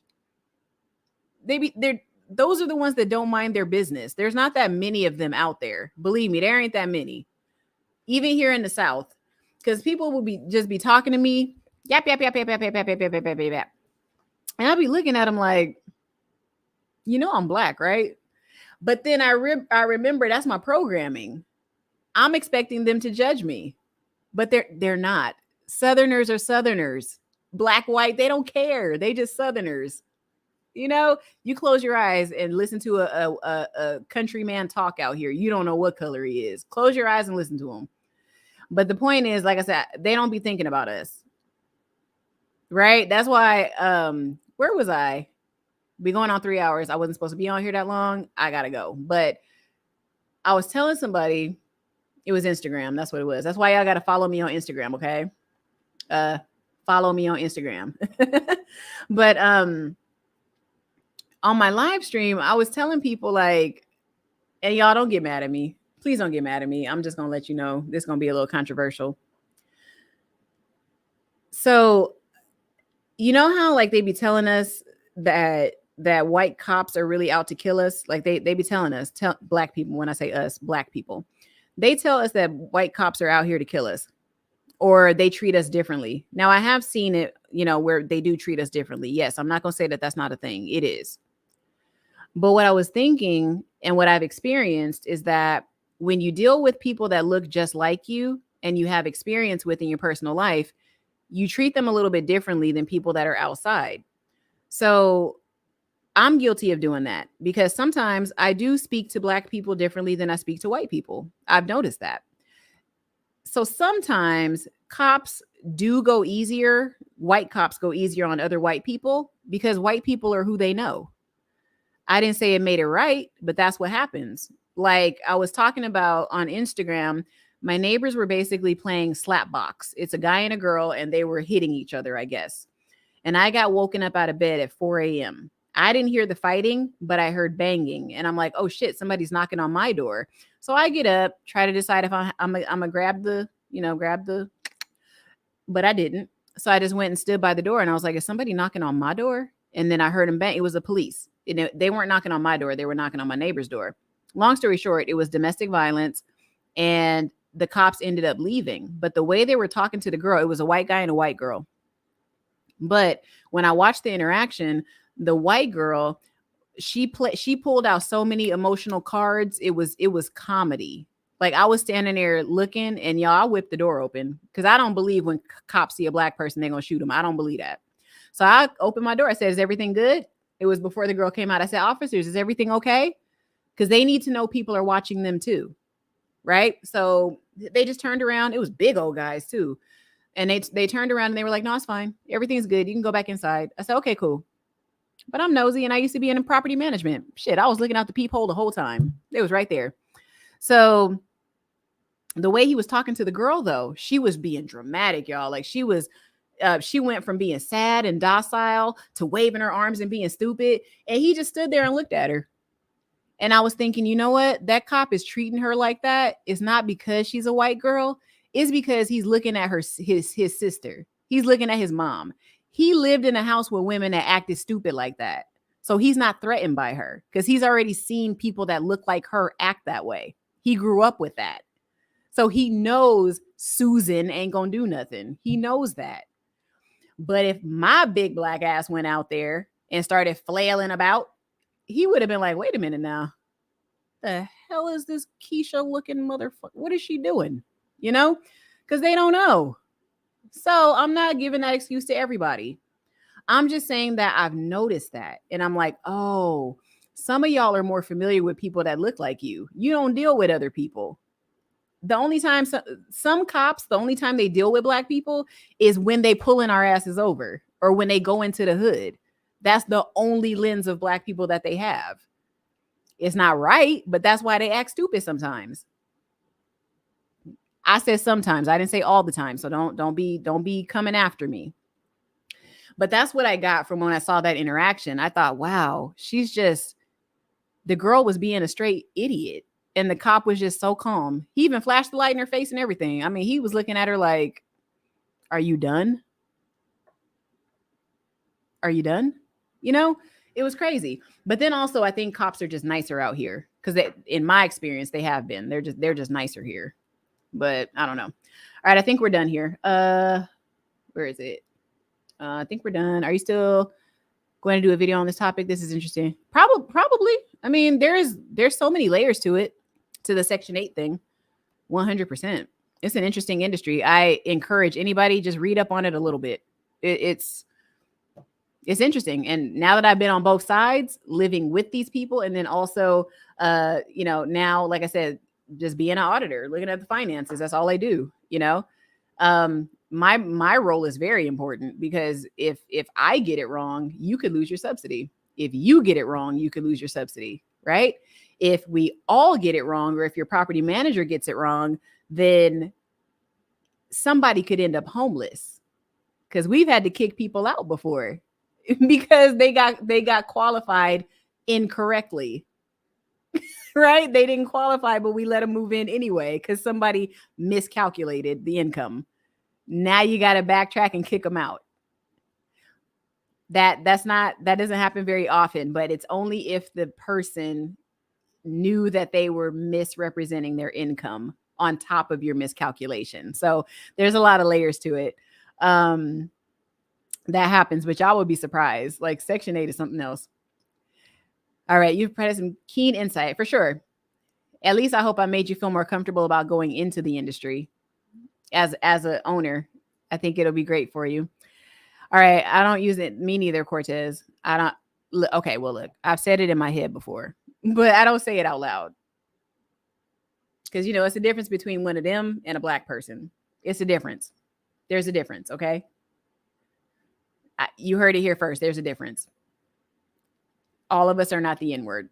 That's a special kind of person. Okay.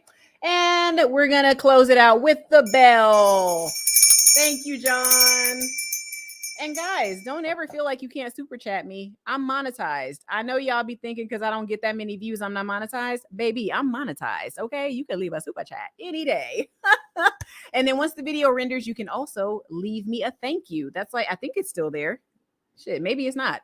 But anyway, Thank you guys so much for coming by for our little beginner's course for business credit. I hope you learned something. And if you didn't catch the entire thing, please rewind back and go ahead and check it out and let me know if anything I provided totally helped you out.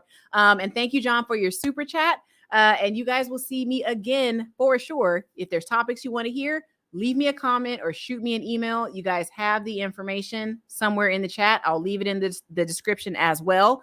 It's late. This has been great, but your girl got to go. All right. I'll see you guys on the next video. Credit Solutionist out.